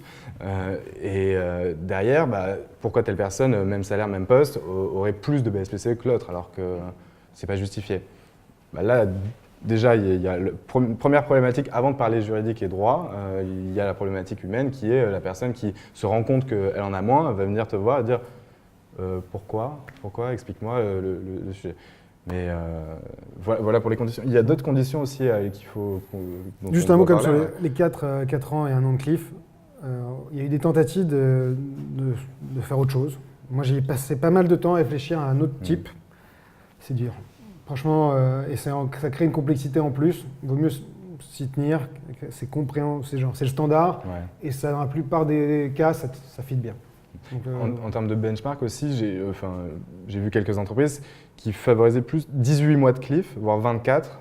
Par exemple, à la ruche, j'avais 2 ans. C'était au bout de 2 ans, 50%, au bout de 3 ans, 75%, au bout de 4 ans, 100%. Donc là, il y avait des effets de seuil qui étaient là. Et le cliff était de 2 ans du coup. Là, la logique, c'était il faut vraiment que tu restes dans l'entreprise un certain temps pour pouvoir être intéressé au capital et pour bénéficier des BSPCE. Donc ça, c'est plastique aussi, c'est à vous de voir. Mais le standard, comme on disait, c'est 1 an de cliff, 4 ans de vesting, recommandé par tout le monde. Les fonds sont tous au courant, donc ça ne devrait pas poser de problème. Si c'est peut-être des fonds corporate, pourquoi? C'est que c'est standard. Voilà, c'est standard. Tout le monde recommande ça. Il y a aussi d'autres… Oui, pardon. Quand tu parles du vesting. Au bout d'un an, tu as 25%. Tu as les BSPCE où tu peux les Bonne tu peux les question. transformer, où tu as la date de Tu as d'exécution juste et le droit. Le range, voilà. Tu as Et le juste range, le tu droit. peux le mettre beaucoup plus loin. La date d'exécution, tu peux dire que tu ne peux pas les exécuter avant un certain temps. Alors, Parce que, par exemple, je donne ça, l'objectif, quand je donne des BSPCE, je veux pas que les gens deviennent actionnaires. Moi, je suis fondateur, donc ouais. Ouais, ouais. c'est aucun intérêt. Ce que je veux, c'est qu'ils aient un incentive financier. Mais avoir des gens qui sont actionnaires avec des pouillèmes de la boîte, ça crée juste Des actionnaires minoritaires Par potentiellement contre, je veux que nuisibles. c'est pour ça que les ghost shares aux États-Unis, je trouve que c'est idéal en fait. Ce mécanisme-là, tu veux que les gens aient le Après, c'est du bénéfice salaire. financier, quoi. Moi, C'est très Non, mais bien, après, salaire. au niveau fiscal, j'en sais rien. Ouais, mais ouais. ce que je veux dire, c'est que c'est le. En fait, tu n'es pas obligé l'objectif. de. Tu peux séparer l'acquisition de l'exerçabilité. Ouais. En France, beaucoup d'avocats ne sont pas pris la tête et ils ont juste parlé les BSPCE deviennent exerçables selon tel calendrier. Mais rien ne t'empêche de. Nous, c'est ce qu'on a, on a l'exercice à la fin du calendrier d'acquisition. Mais par contre, en cas de départ, la personne, en fonction de ce que tu veux, a une fenêtre d'exercice anticipée toujours. à prorata de ce qu'elle a vesté. Mais en attendant, elle ne peut exercer qu'à la fin de cette période d'acquisition. Il y a même certaines boîtes qui repoussent à une fenêtre de liquidité. Ça ne devient exerçable que quand on se fait racheter, quoi. Pas obligé de mettre quand même une date. Les BSPCE, historiquement, je pensais que c'était 10 ans. Mais, merde, j'ai recherché là, récemment et je ne l'ai pas trouvé parce qu'on a un client qui a mis 15 ans. Et je me suis dit, mais attends, c'est une erreur, Moi, ça. je vais mettre 30. Et bon, je sais pas, j'ai pas retrouvé. Mais je suis quasiment sûr qu'il y a 10 ans. Ouais, c'est Bah sûr. ouais, mais je sais pas d'où. Est-ce que c'est par C'est- renvoi aux règles mais aux valeurs mobilières de c'est pas- Noxo Capital? Ouais, je pense. Hein. J'ai C'est cherché, pas j'ai pas de retrouvé. non plus. Bah j'ai cherché. J'ai ressorti mes gros bleus. Je pense que c'est 10 ans. Mais pour revenir justement à ce point, qui est en fait. Comment? Non, je dis à ton geek et je vois qu'on check. Tu vas faire une petite recherche. C'est le délai qui est généralement donné, pareil, le standard. Quand tu quittes l'entreprise, combien de temps, toi, en tant qu'employé, il t'est donné pour pouvoir acheter ou pas? Donc déjà, question dure à se poser et à répondre surtout, en tant qu'employé, quand on n'a pas l'ensemble des informations nécessaires pour y répondre. Généralement, c'est 90 jours à compter du départ des effectifs, solde tout compte, etc. À partir de cette date, 90 jours pour pouvoir répondre à oui ou non, je paye, j'achète les actions sur les BSPCE que j'ai acquis. Prenons un exemple, je suis resté 2 ans, j'ai 50% des 100 BSPCE qui m'ont été donnés, je peux en acheter que 50 actions en exerçant mes BSPCE. Tu te poses la question, alors tu achètes ou pas? Sachant que tu n'as en principe, à ce stade-là, pas d'assurance de pouvoir revendre ton action, donc tu n'as pas d'événement de liquidité, donc tu n'es pas sûr de générer la plus-value, tu n'as qu'une plus-value potentielle. Si tu as une moins-value, c'est ce qu'on appelle les BSPCE ou les options sous l'eau, te tracasse pas, va-t'en, va vaguer à tes nouvelles occupations, c'est très bien. Mais si justement il y a une plus-value importante, c'est là où c'est tentant.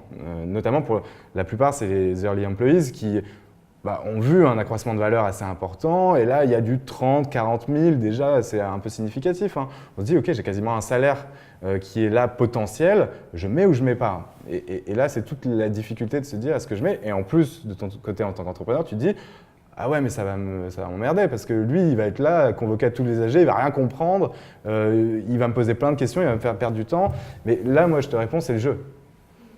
C'est le jeu, en fait. Si tu intéresses avec des BSPCE, oui, tu as le risque qu'il exerce parce qu'en fait, tu lui as donné ce droit. Il a acquis, il a gagné. Donc, c'est un peu comme si tu lui donnes le chocolat, tu le reprends, tu fais en fait, non, c'est le mien, je te le donne pas. Donc, dans la logique, là, et c'est exactement ce que tu disais, Phantom Shares ou une logique de bonus qui peut être indexée sur la valeur de la boîte et qui en fait ne pose pas la question des droits politiques attachés aux actions et pas la question de la gestion de ta table de capitalisation un peu difficile. Si tous tes employés que tu as intéressés, si tu as une politique généreuse, oui, tu as le risque qu'ils tous ils viennent dans ta cap table à un moment. Ou alors tu peux te poser la question de faire un SPV, une sorte de manco qui, elle, en fait, de manière indirecte, ils sont intéressés à cette entreprise-là qui, elle, détient des participations, ce qui te permet de gérer ton pool d'employés à ce niveau-là. Mais là, tu as d'autres complexités en termes de gestion. Donc, je rajouterais juste que par rapport à ces règles de départ, en effet, c'est 90 jours. On se réserve toujours la possibilité pour le président de faire preuve de largesse et de prévoir une exception. Et Alan a prévu 7 ans. Eux, ils ont directement dit, OK, si vous êtes resté au-delà d'un an avec nous, c'est que vous avez apporté de la valeur, c'est 7 ans. À compter du départ, tu as 7 ans pour... Exactement. Au-delà, ça va au-delà de l'expiration du BSPCE, mais c'est 7 ans. Il y a des boîtes aux États-Unis qui ont fait des plans evergreen. C'est exerçable dès lors que tu l'as vesté, c'est à vitam aeternam. Ça pose quand même des problèmes en pratique, parce que tout le monde ne part pas en bons termes. C'est des gens à gérer. En France, quand il y a des titulaires de BSPCE, il faut les convoquer en cas de certaines opérations, des représentants de la masse. Il faut garder des échanges, donc en pratique, ça peut être assez compliqué. Les fonds, pour l'instant, n'aiment pas. Ils ne jouent pas encore le jeu du marché secondaire. Parfois, quand on est en situation de force, certains entrepreneurs arrivent à faire en sorte que certains fonds rachètent une partie des titres issus de l'exercice de BSPCE. Il faut garder à l'esprit qu'il faut vraiment définir des règles claires. Parce que si c'est flou, il y a un loup, et vous risquez d'être tenté par faire une mauvaise décision qui va juste générer un mauvais buzz. Si en interne, vous séparez mal d'un salarié, ça arrive. Si en plus, les gens disent c'est BSPCE, en fait, ils l'ont enculé, et il n'a rien eu alors qu'il avait vesté, la valeur perçue de vos BSPCE est quasi nulle. Vous êtes dilué pour rien. Donc il faut vraiment voir à l'esprit, il ne faut pas juste savoir comment on va attribuer, il faut savoir comment on va gérer et savoir comment on va gérer les cas difficiles. Et plus on écrit, plus on anticipe ces décisions, mieux on est armé. Justement, je reviens là-dessus. Quand tu es vu pour la première fois des SPCE, tu trouves en tant que dirigeant pas mal de questions. Ça change quelque chose. Pas mal de questions. C'est vrai, je me suis posé la même question. Demain, je vais avoir quelqu'un à ma table qui va avoir un pouillème de mon capital et qui va être là pour m'embêter plus qu'autre chose, qui risque de vouloir vendre à quelqu'un d'autre que j'ai pas envie de voir à ma table, que je vais pas connaître. Là, tu commences à poser des questions à des avocats, tu te fais conseiller, on te dit des bad leavers, des call options, des plein de choses, et au final, tu t'aperçois que quand tu expliques ça à tes salariés, tu leur donnes un BSPCE en leur disant tiens, regarde, tu vas être intéressé à la valeur, mais je te le reprends quand je veux. Et du coup, c'est un peu un contre-effet, et en fait, tu t'aperçois qu'au final, la valeur perçue, elle est quasi nulle ou très très faible. Du coup, je voulais savoir qu'est-ce que vous en pensez de ça, qu'est-ce que votre recommandation, quand on regarde un petit peu, quand on se documente, on cherche, on voit des groupes genre le Galion, ils mettent des kits à disposition, ils te disent moi je mets rien, moi je mets ça, moi je mets ci. Bon, c'est un peu délicat de vraiment avoir quelque chose d'arrêté. Et un deuxième truc, sur les grilles, quand vous dites qu'aux salariés, on met une grille par type, est-ce que vous la partageriez à tous les salariés, histoire d'avoir une info un peu pour tout le monde, parce que eux vont peut-être ou pas parler entre eux, ça va peut-être générer de l'inconfort. Transition magnifique. La communication C'est beau. C'est beau. c'est un sujet dont on a parlé quand on s'est eu au téléphone aussi, parce que Rodolphe, en l'occurrence, sa politique est très claire et très transparente, et il y a un doc qui fait que chaque employé peut se référer à chaque fois sur... Parce que clairement, c'est un sujet qui est très complexe pour des personnes, enfin pour toute personne. C'est clair. Et du coup, je pense que c'est très important d'en parler. Tout à fait. Et ça, en fait, et ça revient exactement à ta question. Pourquoi se donner tant de mal pour si peu de retour? Et c'est pareil aussi la question qui était posée sur est-ce qu'on a des études pour montrer est-ce qu'il y a vraiment une rétention supérieure, un engagement plus significatif des employés grâce à ça? En fait, on n'en sait un peu rien sur la base de ces études qui n'existent pas, en tout cas on n'a pas connaissance. Il faudrait peut-être faire intervenir des psychologues ou quoi, c'est assez intéressant. Mais pour répondre à ta question, c'est vraiment sur la partie communication, c'est essentiel. C'est essentiel. Pourquoi? Parce que quant à la frustration de l'employé qui se dit moi j'avais eu le cas à la ruche, il vient me voir, je veux vendre mes BSPCE. Déjà tu fais ok cool, mais déjà tu peux pas vendre tes BSPCE, premier point. Deuxième point, il faut que tu les achètes, hein, donc là tu vois la gueule qui commence, mais il avait une plus-value qui était générée parce que c'était un employé qui était arrivé assez tôt dans l'entreprise, mais là c'est de lui dire tu peux pas la vendre tant qu'il n'y a pas d'exit. Et l'exit généralement arrive au bout de 5-7 ans, et donc là il se dit en fait c'est de la merde ton truc. Voilà, il m'a dit texto, et bon, j'étais un peu décontenancé, tu sais pas trop expliquer. Moi je suis pas l'évangile des BSPCE en soi, donc c'est la mécanique, c'est comme ça, c'est une question de marché. Mais pour prévenir ça, c'est la question de la transparence. Pas de la transparence à 100%, tout le monde montre combien on est payé, etc. Ça c'est en fonction de la culture de l'entreprise. Donc il n'y a pas, je pense, de méthode miracle, encore une fois, hein, désolé si c'est pas la soirée où on vous donne tous les tips pour répondre à toutes vos questions, mais au moins on se les pose. Et sur cet aspect-là, la communication, ne serait-ce que ce qu'on a présenté au début sur la différence et éviter les confusions avec le salaire, sur expliquer comment tu peux exercer tes BSPCE, que ce n'est pas 10 000 € si on te donne un start package que tu as dans ta poche. C'est quelque chose que tu dois débourser. En fait, c'est cette logique un peu pédagogique qu'il faut avoir pour expliquer le mécanisme et utiliser ça, en tout cas à mon sens, aussi pour expliquer la logique de financement des entreprises. C'est un bon moyen d'initier les employés. Parce que si on part du principe que c'est aussi des entrepreneurs qui, à la différence des investisseurs, ils investissent leur capital humain, leur temps, c'est l'apport en industrie pour les juristes, et il faut aussi leur expliquer l'envers du décor qu'il y a derrière tout, licorne, start-up, agile, super, c'est cool, on est jeune, on porte des baskets, c'est sympa. Mais derrière, c'est vraiment, il y a une logique financière, il y a une logique de marché, c'est des outils financiers et ils ont besoin, parce que encore une fois, là ça revient à ce qu'on s'est déjà dit, en termes de marché, en France on n'est pas du tout habitué à ça. D'ailleurs c'est je crois dans le bouquin Rewarding Talent qui dit, c'est un témoignage de Criteo, Jean-Baptiste Rudel qui dit ils sont plus habitués au ticket resto. Et c'est vrai. Ticket resto plus que leur BSPCE. Ouais. C'est ça, et c'est vrai, pourquoi parce qu'on n'est pas du tout habitué. Les grands groupes ils filent des tickets resto, c'est cool, et on veut pareil ici dans les startups. C'était un vrai sujet à la ruche, attention, les tickets resto, parce qu'il y avait une cantine gratuite avec les produits qui venaient, mais quand même certains ils voulaient pas manger, ils avaient ticket resto. Bref. Mais il y avait ça, et pareil, quand on a une logique de grand groupe avec des CE qui te font des comités d'entreprise qui te permettent d'avoir des bons de réduction par Astérix pour un week-end et tout, c'est super sympa, c'est concret ça. Quand tu as des BSPCE, ça parle pas. Et c'est du coup pour ça qu'il faut avoir une approche hyper pédagogique, ne serait-ce pour expliquer un peu le délire. C'est quoi une notion financière, comment ça fonctionne, et utiliser ça déjà, pour les initier aux aspects un peu financiers et comment est créée, comment est financée l'entreprise, et aussi sur l'aspect entrepreneurial, j'aligne tes intérêts, c'est intéressant, mais sur le projet et la vision long terme de l'entreprise, où est-ce qu'on veut aller? Et ça revient à ce qu'on s'est dit, est-ce qu'on veut vendre à un certain prix, etc. Donc là, c'est la communication stratégique et ça rejoint comment on communique. Est-ce que c'est transparent à 100% comme Alan le fait, comme Buffer le fait? C'est à vous de gérer. Comment vous communiquez sur les salaires? Vous posez cette question, vous y répondez. Par analogie, vous pouvez répondre aussi sur la BSPCE, je pense. J'ajouterais, par rapport à la transparence, Alan avait fait très fort. Ils ont fait un truc direct. Alors maintenant, tout le monde est aligné, tout le monde est... Ils l'ont fait, ils ont eu le buzz. Maintenant, suivre derrière, il n'y aura pas la même sex appeal à ta marque employeur. Donc, il ne faut pas espérer le même gain. Il faut voir dans quelle mesure ça s'inscrit dans ta culture.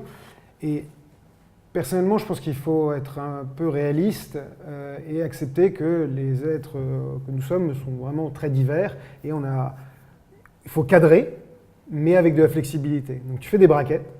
Et tu restes dans ces niveaux-là. Pour les key profile, éventuellement, tu peux dire que là, c'est au cas par cas, mais sinon, il vaut mieux que si tu n'es pas transparent, tout de suite, ce que tu ne vois pas, tu t'en méfies. Si tu essaies de montrer que tu as de la fairness dans ce que tu fais, tu perds tout son impact. Donc, le juste milieu me paraît être une grille avec des brackets, et ainsi, comme ça, chacun peut faire une projection à quoi il a droit au regard de la culture de ton entreprise. Ça, c'est pour le premier point. Le deuxième, et pour le premier, la pratique, en effet, c'est des mini-pactes auxquels adhèrent tous tes bénéficiaires de BSPCE. Alors certes, ça n'exclut pas le risque que le gars achète et reste actionnaire. Il n'a pas le droit de vendre à des gens autres que tes investisseurs dans le cadre du mini-pacte, mais il a le droit de conserver. Alors certes, c'est chiant, parce que si le mec il veut faire chier dans le cadre d'opérations qui requièrent l'unanimité, il peut. Mais à un moment, c'est comme quand tu embauches un salarié, il y a toujours un risque. Si vraiment tu es tombé sur le connard des connards, tu vas peut-être revoir ton process. Mais voilà, il faut accepter d'aller jusqu'au bout de la logique. Si tu veux qu'il soit honneur, mais qu'en fait il soit jamais honneur, voilà. Après, déjà avec le mini-pack, tu sécurises quand même pas mal les choses. Si tu as un invest qui est bien luné à ce moment-là et qui voit vraiment le potentiel, il pourra proposer de racheter à ce moment-là. Après, si vraiment c'est un connard, c'est connard, voilà, c'est manos, c'est un risque, quoi. C'est un risque. C'est le jeu. Mais bon, déjà un salarié peut faire chier bien en amont quand même, avec le droit français. Mais pour revenir aussi sur la communication, pareil, Capitaine Train communiquait avec leur grille d'attribution, que ce soit en salaire, que ce soit aussi en equity, et lier un peu les deux sur combien de temps tu es resté dans l'entreprise, sur des questions de performance. On revient aussi à la première slide, là, il y a les 2 composantes principales du package d'intéressement du salarié dans la boîte. Est-ce que tu communiques de manière hyper transparente sur combien touche telle personne et du coup tu peux cibler, te comparer, en discuter à la cafette, etc. Et peut-être revendiquer certains droits, dire moi je veux plus, etc. Ça, c'est vraiment toute boîte à sa propre culture par rapport à ça. Ouais. Et c'est important qu'ils en parlent. Hein. Ouais. Tu veux dire? C'est vrai. On en a parlé rapidement, mais Ouais. c'est une façon facile de communiquer, de faire de la pédagogie pour faire une estimation de la valeur de la chose, c'est mettre un simulateur en ligne où les Aussi, employés ouais. peuvent arriver à faire leur propre simulation en fonction de l'exit, la valo, etc. Et Avec un disclaimer. De quoi, pardon? Avec un disclaimer. Voilà, c'est ça, le disclaimer. N'oubliez pas le disclaimer quand même. C'est quoi le risque associé? Quel disclaimer il faut mettre pour pas être en risque de conseil financier déguisé ou quoi que ce soit? En fait, c'est surtout sur la promesse du gain où l'employé qui part en mauvais terme peut utiliser ça avec un bon screenshot, peut-être même au-dessus du disclaimer s'il est de mauvaise foi, mais pour justement faire valoir cet aspect en justice dans le cadre d'un prud'homme par exemple, d'un contentieux où il dit voilà, regardez ce qu'on m'a promis, on m'a floué, on m'a jamais expliqué comment ça marchait, on m'a dit que moi j'allais te recruter pas à 40 mais à 30, mais derrière j'avais 10 000 euros de BSPCE. Et en plus, ils m'ont fait promettre, ils m'ont fait miroiter le fait que j'allais devenir millionnaire, regardez le simulateur. Voilà comment ça pourrait être instrumentalisé. Et la logique serait, oui, de mettre ton disclaimer en disant on n'a pas de boule de cristal, on ne sait pas comment ça va se passer. Ça revient à la logique incertaine qui était justement la différence capital-salaire. Je pense que voilà, en mettant des éléments comme ceux-là dans les documents d'explication, en disant bien que c'est incertain, qu'on ne peut pas prédire l'avenir et qu'à tout moment ça peut valoir 0, et faire des scénarios, peut-être aussi la figer pour le coup, avec un simulateur, peut-être, c'est des idées à chose, se dire ok, là le scénario, le bas de scénario, t'as rien, le good scénario, tu peux avoir quelque chose qui est significatif, et là regarde, tu peux te jouer, faire le simulateur en rentrant tes variables et savoir combien ça pourrait potentiellement te rapporter. La logique aussi avec ça, c'est qu'on ne rentre pas dans les questions de liquidation préférentielle. Donc ça, c'est le scénario un peu, c'est je pense le pire en tout cas pour un entrepreneur, qui en fait vend l'entreprise à un certain prix, mais qui ce prix ne permet que de rembourser entre guillemets les investisseurs qui ont garanti avec les droits préférentiels dont on parlait leur investissement. Donc à la fin, les salariés ils se disent « la boîte a été vendue 50 millions, trop cool, je vais toucher combien? 0. Ah, ok, pourquoi ?» Et là, bon courage à l'entrepreneur, justement, qui doit en plus des fois communiquer en disant c'est super, j'ai fait un exit, j'ai vendu 50 millions et au final lui pareil, il est peut-être dans la même situation où il n'a rien touché ou pas grand-chose, il y a des cas qui sont pesés et en plus de supporter, il est pris en sandwich entre d'un côté faire un peu semblant que c'est super cet exit et de l'autre côté tous les employés qui viennent le voir en disant c'est quoi le délire, pourquoi on n'a rien? Du coup, si c'est peut-être expliqué un peu en amont sur ces logiques de différence de droit, tous ces aspects un peu détaillés, là, c'est peut-être un peu plus simple de prévenir ce cas difficile à gérer. Donc, après, il y a aussi la question, est-ce que tu vas mettre vraiment tous les détails dans ton simulateur? C'est la balance à avoir. Est-ce que justement cet outil de simulateur pédagogique peut dire « Ok, tu vas toucher combien ?» mais sans rentrer dans tout le détail qui est du pacte. En fait, tu décortiques ton pacte et au final, tu fais un peu comme Ecofy, je pense, en termes de simulateur, etc. Mais c'est une bonne question. Quel est l'équilibre? Où est-ce que tu mets le curseur?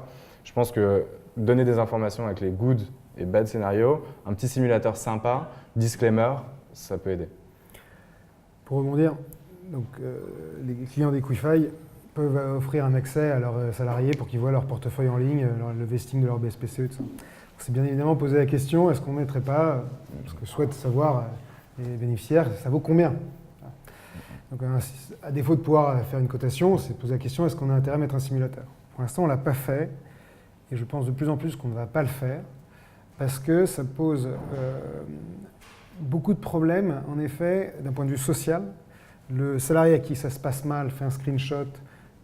Vous savez que déjà, il y a un débat de savoir si c'est une sanction pécuniaire de faire perdre le bénéfice de ses BSPCE à un salarié qui s'en va. Et donc, il pourrait dire, c'est un dommage que j'ai subi de ne pas pouvoir exercer mes BSPCE, donc vous allez me rembourser. S'il arrive avec son simulateur en plus, je peux vous jurer que vous arriverez au moins en cours d'appel avant de gagner quelque chose. Ouais. Parce que, oui, des cas de stock option qui ont été... en fait, c'est pour ça que maintenant, la façon dont sont rédigés les plans, et même on considère que tu ne dois jamais mettre dans ton offre le fait que le contrat de travail prévoira des attributions de BSPCE ou autre. Même dans les emails, il vaut mieux éviter, parce que les emails, on les ressort quand on veut. Donc en tous les cas, c'est sûr que si ça se passe mal, ça sera un argument pour prendre en compte le dommage qu'a perçu le salarié du fait de son licenciement abusif. Il va intégrer dedans la perte de chance d'exercer ses options. Il n'a pas de préjudice. Ben si, le fait de la perte de chance de pouvoir exercer. Et vu que tu as mis un simulateur qui dit que ça peut potentiellement valoir 10 millions, je peux dire que la perte de chance, elle vaut quelque chose. Ouais. Donc nous, on ne l'a pas fait. Deux, c'est trop compliqué, comme disait Florent, la liquidation préférentielle. Vous faire un simulateur qui vous dit que, pour qu'un salarié comprenne que sa courbe, elle ne fait pas comme ça, mais qu'elle fait comme ça, comme ça, comme ça, comme ça, genre, on les perd. Donc le côté pédagogique, c'est fini. Et en plus, avec l'aspect fiscal derrière, donc on ne peut pas dire quelle sauce il sera mangé, son foyer fiscal. Genre, on s'est dit, OK, la roadmap, ça s'était repoussé assez loin. Dans le backlog. Voilà. Après, pour rassurer quand même sur l'aspect perte de chance, etc., c'est un risque qui est assez mineur. Là, le salarié, ce sera un des arguments qu'il pourra utiliser. Ah mais ça, ça, va au prud'homme, hein, on se marre bien. Hein. Ah ouais, les prud'hommes, pour avoir été aussi, c'est sympa. Hein, on connaît peut-être tous les prud'hommes. Moi, j'ai un ami qui avait un stagiaire qui a demandé une requalification de son contrat de travail parce qu'il avait osé, dans un email, évoquer que c'était lui qui était en charge de telle thématique, donc il voulait être requalifié comme chef de projet. Et le truc en plus atroce, le gars est tombé malade, il est mort, et c'est son père qui a continué, syndicat CGT dans le Nord, qui a continué l'affaire. Voilà, c'est un mauvais scénario, quoi. Belle ambiance. Voilà, merci. Next. Donc la communication. On passe à la prochaine section. Ouais. C'était la communication. Vous avez des questions peut-être encore sur Sur la communication. peut-être sur le départ, comment communiquer en cas de départ? Ça revient en fait à la question des 90 jours, combien de temps il reste, comment on communique, à quel moment en parler. Bon, là, il y a le fameux cas où c'est en bon et mauvais termes, mais il faut quand même expliquer. Ça revient en fait à ce qu'on disait au début de ce point sur la communication. Si il y a déjà les éléments, comme chez Spendesk, où c'est bien expliqué comment ça se passe, que tu as 90 jours si tu quittes l'entreprise, il faudra toujours un rappel, rassurez-vous, hein, l'employé de toute façon il ne va pas retenir ça. Les documents qu'il signe, il les perd ou il les lit pas, les deux. Mais en tout cas, il faudra faire ce petit entretien et qui sera sûrement l'entretien RH. Et du coup, quand vous bossez, vous, en tant que DAF, avec votre RH, peut-être briefez-vous avant, ou alors si c'est le RH qui gère aussi le sujet, de toute façon, il y a une relation vraiment très proche entre les DAF, les RH et les juristes. Si c'est pas les mêmes, au moins là tu es sûr, sauf développer une certaine schizophrénie où tu fais tes réunions, mais c'est vrai que généralement c'est les DAF qui ont ça. Par exemple, encore une fois pour apporter à la ruche, c'était le DAF qui gérait tous les services support dont je faisais partie en tant que juriste. Il y avait les RH et du coup sur ces questions de comment communiquer, comment gérer les BSPCE, on se répartissait un peu le rôle et du coup ça fait peut-être le lien aussi sur le point suivant, mais ne serait-ce que sur le départ, c'est moi qui briefais la RH sur comment communiquer, sur combien de délai. C'était 30 jours à compter du départ, ce qui est assez court, ce que je ne recommande pas forcément parce que quand bien même tu peux déposer ton préavis, tu as 3 mois ensuite, plus les 30 jours, ça ne se passe pas toujours comme ça. Et 30 jours, ne serait-ce que pour réunir la somme pour l'employé, pour financer, parce que s'il se dit « moi j'y crois, je pars en bon terme et je sais que cette boîte va performer et je veux investir, mais j'ai peut-être pas la trésorerie pour le faire », va voir ton banquier de détail, la Société Générale, BNP, peu importe, il ne va pas comprendre pourquoi. Et déjà t'endetter en plus pour acheter un collatéral, une action hyper risquée, bon, c'est à vous de choisir. Et là, ça revient à comment communiquer à l'employé. Ne surtout pas inciter à dire oui, vas-y, ça fait un peu de cash là pour les fonds de roulement, c'est bien. Tu peux. Non, il faut vraiment expliquer de manière assez pédagogue le risque. Là, dis-toi que si tu investis, tu as tout perdu peut-être. Donc il y a aussi cet aspect vraiment, tu peux financer ton exercice, mais jamais demain, c'est incertain et ça revient à ce qui a peut-être été dit en amont, ce qui permet de peut-être gérer le départ sur ce petit aspect de manière un peu plus fluide. Lors de l'exercice, on doit organiser quelque chose, une assemblée générale. C'est une bonne question. C'est quel délai ? Alors, lors de l'exercice, il y a juste des formalités relatives à l'augmentation de capital, mais généralement, là, du coup, sur la partie juridique, quand tu émets des BSPCE, en fait, c'est une délégation de pouvoir qui est donnée au président pour pouvoir les attribuer. Et de la même manière, dans ces délégations de pouvoir, il y a la possibilité, la délégué de pouvoir, de faire les formalités relatives à l'exercice et à l'augmentation de capital qui est relative. Ce qui est chiant par rapport à ça, c'est côté entreprise, en fait, tu as des formalités de publicité liées à l'augmentation de capital. Donc si tu as un employé qui exerce tel jour et qu'il y a l'autre employé qui exerce le surlendemain ou la semaine suivante, mieux vaut les regrouper et leur expliquer, c'est en tout cas moi ce que je faisais, pour éviter d'avoir une publicité à faire pour tel jour, payer au JAL 1000 € parce qu'il y a le greffe, super, hein, la technologie 21e siècle en France c'est top. Et ensuite, pareil, de reproduire le même système pour l'autre exercice, bah là en fait tu dépenses 2000 € pour 2 exercices. Il y a des délais, non, pour les faire? Tu as des fenêtres aussi d'exercice. Tu peux le constater lors de ta prochaine AG annuelle. Ouais. Ouais. Mais ça, tu peux le constater. Ouais. Et donc, concrètement, là, il te remplit un bulletin. C'est une augmentation de capital à chaque fois parce que là, en fait, il a exercé, donc en fait, les actions sont. Effectivement, tu peux regrouper. Donc, du coup, Tu dois les constater lors de la prochaine AG annuelle. Mais concrètement, c'est un bulletin qui est rempli par le salarié qui doit te remettre un chèque et, que tu dois encaisser et qui te permet de constater qu'il a bien rempli son obligation d'exercice pour. Ouais. Mais tu as des petites formalités avec le. Ouais. Ouais, mais tu peux déjà l'inscrire dans ton registre. Il est actionnaire dès qu'il a rempli son paiement, donc dès que tu as encaissé le chèque, certaines banques te feront un certificat de dépôt si jamais ça passe par un compte de dépôt, mais voilà. Donc, il y a un PV aussi à faire du président qui constate ça. Une décision du président qui constate, ouais, exactement. Tu as une petite formalité juridique sur ce. Ouais, il y a un papier, un PV, un avocat du coup, probablement. Wow. Ou pas. Ouais, il y en a qui sont. Ouais, il y en a qui sont pas chers. Ouais. Après, c'est toujours un côté risque derrière, quoi. Mais... Voilà. Ouais, en tout cas, la communication, clairement, si vous mettez en place des BSPCE, si vous voulez que c'est de l'impact, il faut prévoir énormément de temps. Donc ça occupe les ressources de la boîte. Les gens ensuite parlent beaucoup de ça. Donc une grande partie de l'esprit de la boîte n'est plus complètement sur le business, mais sur les BSPCE. Donc essayez d'anticiper un maximum les questions, faites du content. Est-ce que si vous explorez comme seule expérience, bah, tu me signes ça, cette lettre d'attribution, tu lis ce règlement qui fait 15 pages, plus ton mini-pack dans lequel tu accordes des trucs assez bizarres à des gens que tu connais même pas. Voilà, l'expérience n'est pas hyper valorisante, hyper sympa. Donc il faut vraiment être ultra pédagogue. C'est le job des founders, c'est personne d'autre.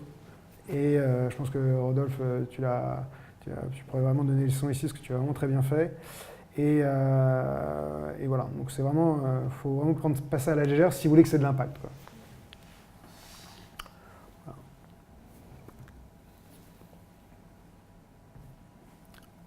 Voilà. Ouais. Sur la gestion opérationnelle et les différents outils qu'on va mettre en place. Ouais, alors, gros disclaimer, donc j'ai fondé Equify, qui est une solution qui gère vos plans d'actionnaires salariés. Donc j'évoquerai sûrement à un moment.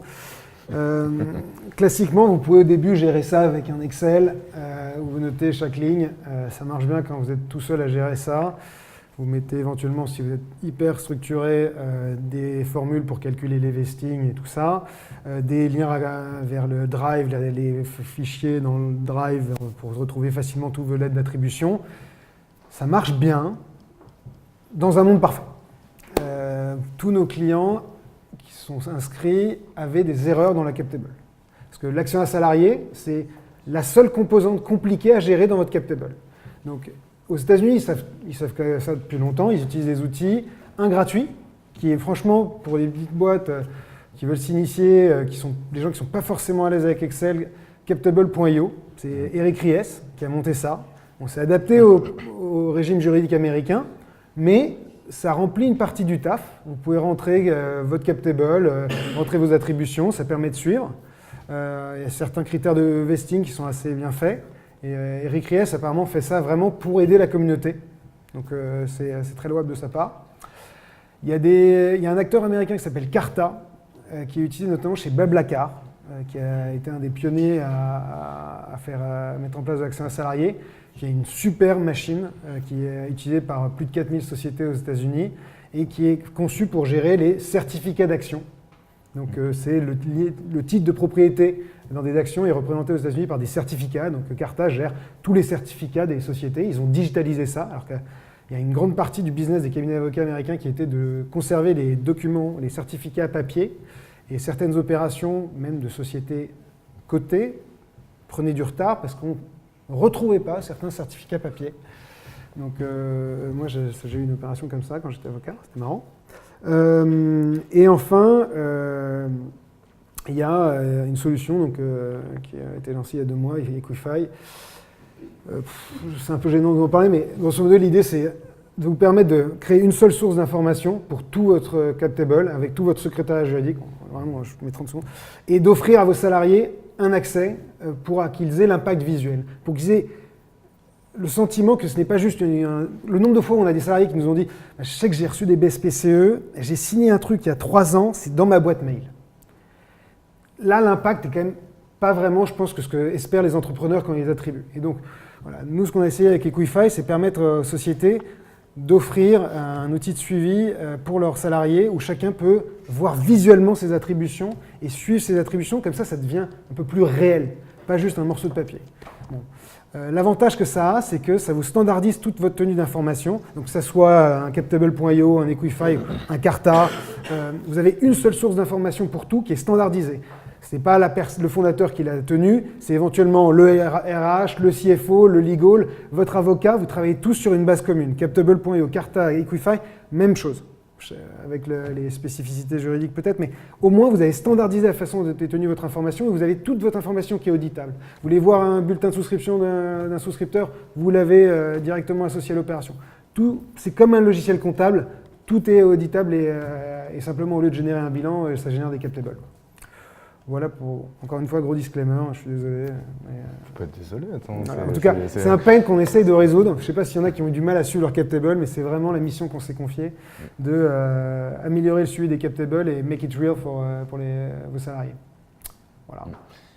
Autre aussi élément pour gérer opérationnellement, c'est que les employés en CDI, on est d'accord, hein, c'est pas des employés en CDD, on est sur du long terme, renouveler un CDD, c'est interdit, hein, plus de 2 fois.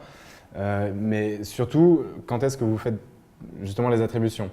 Donc sur la gestion opérationnelle, il y a des outils qui sont top pour faire ça. Et ensuite, c'est quand est-ce que j'en parle aux employés? Est-ce que vous en parlez au moment de l'entretien? Probablement, vous en discutez. Ça revient à la communication dont on parlait. Mais ensuite, par exemple, quand vous avez une trentaine d'employés qui a été recrutés parce que vous avez fait une levée de fonds, donc vous avez un peu comme des logiques de promotion. Là, il y a 30 personnes qui arrivent et qui ont la même date d'entrée. Ce qui est sympa, c'est aussi d'attendre la fin de la période d'essai, ce qui est logique. On ne va pas s'embêter à faire toute la gestion administrative parce que telle personne n'a pas en plus validé la période d'essai, donc il est possible qu'elle soit pas soit reconduite, soit même pas validée, donc la personne va s'en aller. Donc vous embêtez pas à faire toute la partie administrative pour cette personne. Faites-les uniquement à la fin de la période d'essai. Et quand vous avez des promotions, dans l'exemple, une trentaine de personnes qui ont la fin de la période d'essai au même moment, c'est la bonne occasion pour pouvoir les réunir et leur expliquer, faire une réunion sur cette thématique-là, sur quel est le mécanisme, comment ça se passe, quelle est la vision aussi de l'entreprise, pouvoir utiliser cet outil pour ne pas parler que de ça et que de technique. De toute façon, ils ne le retiendront pas. Parler du projet et au travers de cet outil, de cette mécanique, parce que c'est le reflet un peu de la valeur du projet et combien il pourrait avoir in fine. Donc là, mon conseil, c'est période d'essai validée, vous faites des batchs, vous attribuez les documents, vous faites signer les documents avec une présentation générale. Il s'ensuit généralement, c'est pas mal de faire des entretiens individuels pour aller peut-être un peu plus dans le détail sur les documents et sur tous les éléments dont on a pu parler. Et ensuite, il y a des documents, soit vous utilisez un logiciel qui vous permet de donner accès, c'est top, comme ça il pourra aller chercher l'information, soit c'est dans le Drive, dans votre spreadsheet, peu importe, mais au moins qu'il sache, 1, où aller chercher l'information, et 2, à qui poser les questions si nécessaire. Je rajouterais 2 points. Vos attributions, vous n'allez pas les faire à chaque fois, refaire un nouveau plan à chaque fois que vous avez attribué. Donc, avec votre avocat, je vous conseille de quand même faire appel à un avocat, faites un template de plan, et que vous allez pouvoir utiliser pour chaque attribution. Donc vous pouvez partir du Galion, qui est très bien fait, et qui pose vraiment des standards de marché qui sont, moi je trouve, très fairs. Il y a certains points qui ne sont pas réglés, mais en soi, 95% du job a été bien fait. Et 2, gardez à l'esprit que il y a un suivi de vos délégations qui doit être fait, notamment avec vos CAC, qui vont vous demander où en êtes-vous des délégations. Donc, c'est des choses qu'il faut bien suivre parce que les CAC vont vous demander ces informations et vaut mieux l'anticiper, avoir tout ça bien au propre quand on se prépare l'AG avec vos CAC, quand vous aurez des CAC. Il y a des rapports des CAC à faire aussi. Sur l'utilisation des délégations. Des postes aussi à attribution aussi. Oui, ça. Ouais, pour l'exercice de la délégation. Exactement. Parce que du coup, Il y a des délais. les attributions, elles se font sur la base d'une situation comptable assez récente, non? Parce que nous, on a eu ce problème où nos CAC pour remettre les rapports avaient besoin d'une situation comptable. Voilà. Et du coup, typiquement, j'étais au mois de novembre et du coup, j'avais juste pas le temps de faire une situation et du coup, on reporte. Pour les capitaux propres, ouais. Pour les projections des capitaux propres, ouais, tout à fait. Annuel carrément? À la sortie des comptes. Ok. Il faut faire une situation Sinon, comptable. il faut que je refasse une. Enfin, on a jusqu'au 30 juin. Ouais. On est jusqu'au 30 juin, ouais. Mais parce que sinon. Il faut faire des situations. C'est ce que j'ai compris, donc calme-toi. Parce que tu as une valorisation des capitaux propres sur une base totalement diluée. Oh, ils sont coquins quand même. Ok. Ouais, complètement. Ouais, je me demande, ouais. Tu veux une valeur en cours de l'exercice, sans situation, comment tu fais? Non, mais en fait, c'est l'utilisation de ta délégation et une projection de ton capital totalement dilué. Donc, mais tu n'as pas besoin de valoriser. Non, c'est pas la valeur, c'est l'établi d'incidence sur les capitaux propres. L'établi d'incidence sur les capitaux propres, exactement. Mais en soi, ta situation comptable, c'est pas impactant, quoi. Ouais, c'est ça. Ouais, Pas besoin qu'elle soit forcément certifiée, tu peux l'arrêter, mais. Après. Ouais. Ouais, non, mais c'est. Ouais. C'est un truc à anticiper, en tout cas. Prochain CFO Connect. Bien choisir son CAC. Ouais. Disrupter les CAC. Surtout que c'est quoi pas qui risque d'avoir beaucoup de problèmes. Enfin, je sais pas. Ouais. On perd beaucoup leur clientèle. Ils sont experts aussi. Ça va. Des questions sur ces points? Alors, un dernier point qu'on a déjà un peu abordé, c'est vrai. si quelqu'un a des questions là-dessus. Il y avait des gens qui étaient impliqués dans des situations transfrontalières? Non? Ils sont partis. Ok. Peu de patience. RSU, oui. Donc, bénéficiaire de RSU en France?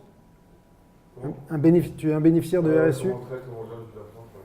Alors, en principe, tu peux essayer de considérer que c'est comme des actions gratuites.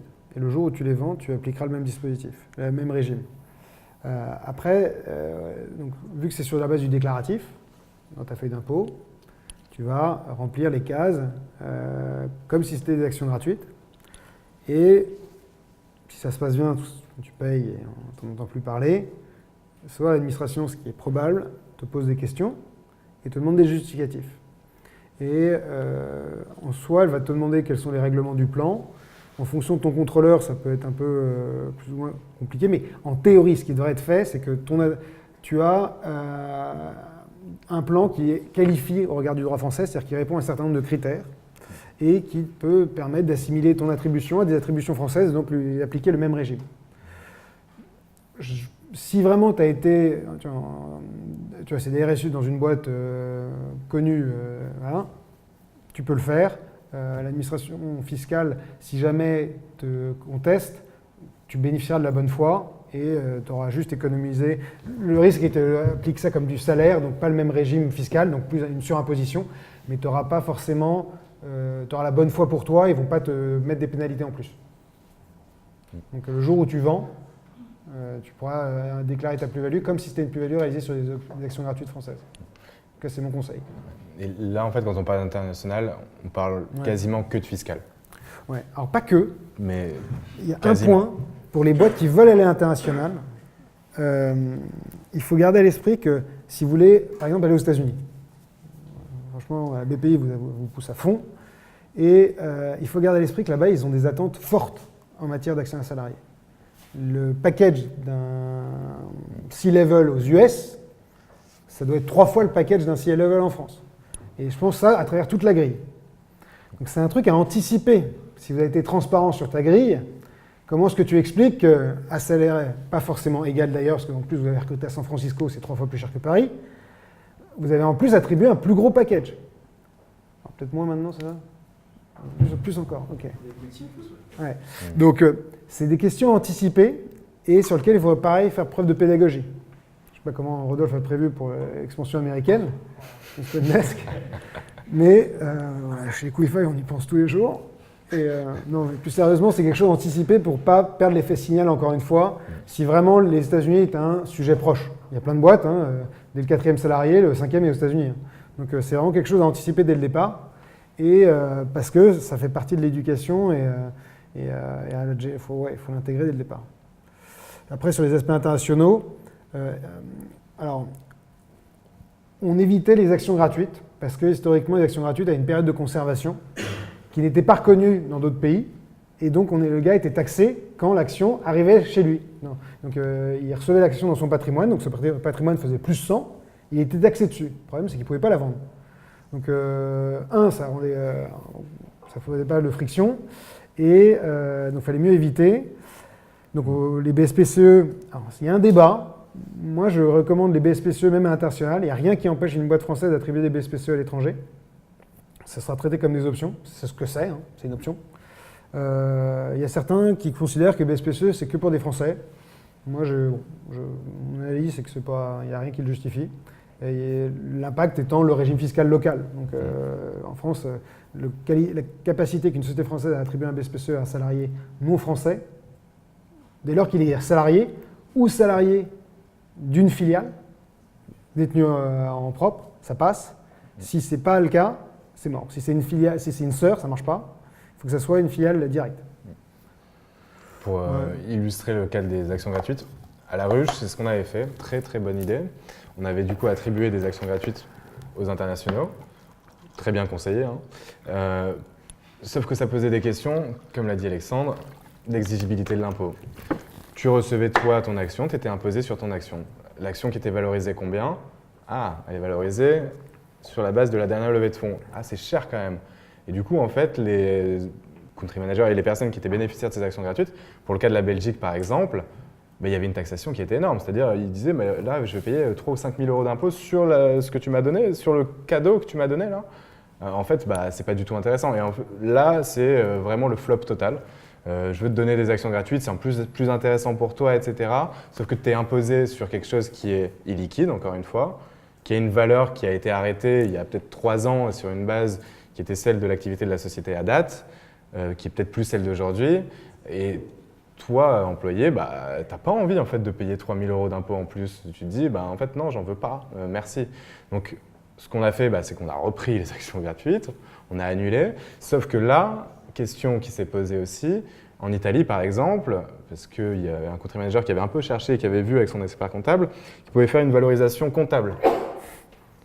Donc là, il s'est dit, ah non, moi je fais une valorisation comptable, du coup ce qui diminue le prix, au lieu que ce soit, je dis n'importe quoi, 100, la valorisation comptable, elle, c'est une société qui ne gagne pas encore d'argent forcément, pas forcément, mais c'était le cas, et la valeur comptable c'était 8 euros. Donc forcément, là le prix et la valeur étaient bien inférieur. Et lui, il s'est dit, c'est hyper intéressant dans ce cas, moi, d'avoir des actions gratuites. Je n'ai pas eu question de financer l'option. Et en plus de ça, moi, je vais payer de l'impôt sur une base de 8. Top, je vais faire ça. Donc lui, il nous a dit, je signe pas ta lettre qui dit j'annule et je veux plus d'actions gratuites. En fait, je les veux. Et donc, là, on est dans une situation où on se dit, on passe un temps fou, mais pour rien. Ok, super. Bon, donc là, les avocats, c'est ok, merci les gars, super, très très belle idée, très beau conseil. Mais du coup, pas d'action gratuite à l'international, peut-être aux États-Unis et encore. Pourquoi? Parce que c'est ce que disait Alexandre, c'est pas reconnu, c'est une mécanique assez propre à la France ou aux États-Unis pour les RSU. Mais utiliser des stocks, soit BSPCE, donc comme le recommandait Alexandre, soit des stock options, ça c'est tous les pays, en tout cas les pratiques, et ce qui facilite justement à l'international, encore une fois, l'intéressement au capital. Pas un sujet de fiscalité sur les stocks, justement, en US? Tu dois payer au moment pas avant l'exercice, au moment que les attributs? Alors, il y a en effet un régime qui s'appelle l'article 83. Alors, je ne suis pas expert sur la question, mais l'article 83 permet à des salariés d'exercer leurs options dès le départ et d'être taxés dès le départ sur la valeur de l'option. Et ensuite, le gain qu'ils feront plus tard sera taxé comme du capital. et non pas comme du salaire. Ce qui peut être intéressant dans beaucoup de cas. Et donc en effet, quand tu attribues des options à des salariés aux États-Unis, ils peuvent être tentés d'exercer cet article 83 de façon à avoir une fiscalité plus favorable. Mais j'avoue que la dernière fois que j'avais vu le cas, c'était un Français qui allait chez Box et qui avait des options de sa précédente boîte française et ça avait merdé. Alors je ne sais plus pourquoi. Mais c'est un sujet. Peut-être, Virgile, tu n'as pas un... Il y a un sujet en tout cas, mais c'est plus une faculté qu'une sanction. Mais si tu ne l'exerces pas, en fait, tu te retrouves un peu sanctionné. Mais malheureusement, ce qu'on a constaté, c'est que toute boîte française qui voit vraiment le marché américain comme son gros marché, et puis il reverse, c'est-à-dire qu'il monte une boîte aux États-Unis et devient la tête de pont, et la filiale française reste pour les salariés français, mais tout l'incentive est positionné sur la boîte américaine. Il faut espérer que ça change, parce que je pense qu'en plus on a toute la légitimité, mais pour l'instant ça reste encore le cas. L'argent là-bas aux États-Unis est encore plus dispo, donc c'est encore plus facile de le lever là-bas pour un même business. Donc, mais bon, voilà. Désolé. Pas de plus. Il y a des cas, des boîtes, des gens ici qui envisagent d'attribuer aux États-Unis? Ah non, alors nous c'était le dernier cas. Vous avez reverse? Ouais, ok. Exactement. Et il y a un autre avantage à ça, c'est qu'on n'a pas. Et un autre avantage à ça, c'est que la gestion est beaucoup plus simple.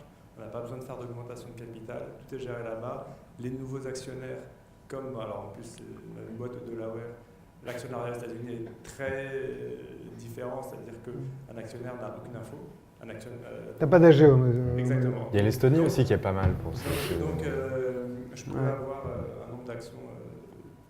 Un autorat share capital. Ce ne sont pas des préférés stock qui sont des investisseurs. Je ne sais pas ce qui se passe. Donc, je ne peux pas venir embêter, entre guillemets, la boîte. Non, c'est vrai qu'ils sont hyper. Ils ont de l'avance par rapport à nous, quoi, sur ces points-là. Ouais, Delaware, et a priori, bientôt, on va pouvoir faire complètement tout en ligne avec éventuellement ton registre sur blockchain. Voilà, l'intérêt est un peu limité, mais voilà. Parce que ça fait du buzz, quoi. Si, encore des dernières questions, parce que ça fait longtemps qu'on est là, je vous propose que si jamais vous avez des questions un peu encore techniques, vous allez demander directement à Alexandre et Florent, qui seront ravis d'y répondre. Petit disclaimer qu'on n'a pas fait au départ de l'intervention, cette soirée est filmée par nos chers amis par nos amis de Miro qui avaient les locaux ici avant, et on va aussi passer parmi vous pour peut-être vous poser 2-3 questions. Si vous ne voulez pas, vous n'êtes bien évidemment pas obligé, et si vous le souhaitez, c'est encore mieux. Voilà. De toute façon, on s'est dit on pourra avoir des questions. Oui, bien sûr. Bien évidemment. Il y aura le film qui sera partagé avec lui aussi. Comme ça, vous aurez tous les titres. C'est clair, c'est pratique. Les petits DVD. Qu'est-ce que j'ai dit comme connerie? Ouais, c'est ça. Ouais. Regarde, j'avais une question peut-être un peu plus pour tout le monde. C'est en termes d'exercice, parce qu'on a 90 jours, on va dire, pour exercer, la majorité. Moi, ce que je remarque, c'est qu'il y a à peu près 25% des salariés qui exercent en partant. Et j'ai appris qu'aux États-Unis aussi, il n'y a pas tant, d'Américains non plus qui exercent. Donc est-ce que ça peut, est-ce que voilà, vous avez un pourcentage, ou est-ce que les gens exercent beaucoup? Parce que ça fait partie de... Ne serait-ce qu'en termes de profil, qui exerce le plus? Forcément, c'est les premiers employés. C'est les premiers employés pour des raisons simples. Déjà, un, le prix d'exercice est très bas. Et deux, la valeur, donc la plus-value et le gain potentiel est plus important, mécaniquement. Ensuite, ça reprend tout ce qu'on a pu se dire ce soir, je pense, sur le fait que les employés ne comprennent pas vraiment le mécanisme, sur la question de la communication lorsqu'ils partent. Est-ce que c'est bien communiqué aussi par la direction et par les RH, etc. sur est-ce que oui, tu vas exercer, si oui, c'est dans quelles conditions et qu'est-ce que ça implique. Il y a 25%, moi c'est justement une étude que j'ai vue, mais aux États-Unis, seulement 25% des employés exercent. En France, 25%, je pense que c'est très très très très optimiste. On serait plus dans du 4% au doigt mouillé, bien sûr. Je parle de chez, quand j'ai 25%, je parlais de chez nous en fait. Ah, chez vous, ok, bah, c'est pas mal. c'est quand même pas mal aussi en termes de ratio. Voilà, c'est un peu le ratio du marché américain versus celui que j'ai au doigt mouillé du ratio français qui serait plus 4-5%. Il y a quand même une initiative qu'il faut saluer à travers la loi Pacte. Les sociétés vont être en état de proposer des offres de rachat. Il y avait des contraintes au niveau du droit boursier, appel public à l'épargne qui faisaient que ce n'était pas forcément faisable.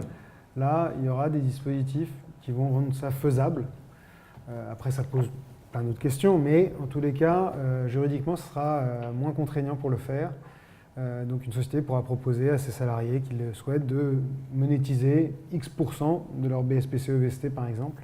Alors ça pose des questions de financement et autres, mais de cash, parce qu'il y a quand même un moment un bridge à faire, mais voilà, ça va peut-être ouvrir des belles perspectives si les VC jouent le jeu aussi, parce qu'il faut qu'ils l'acceptent derrière. Du coup, merci beaucoup à vous deux.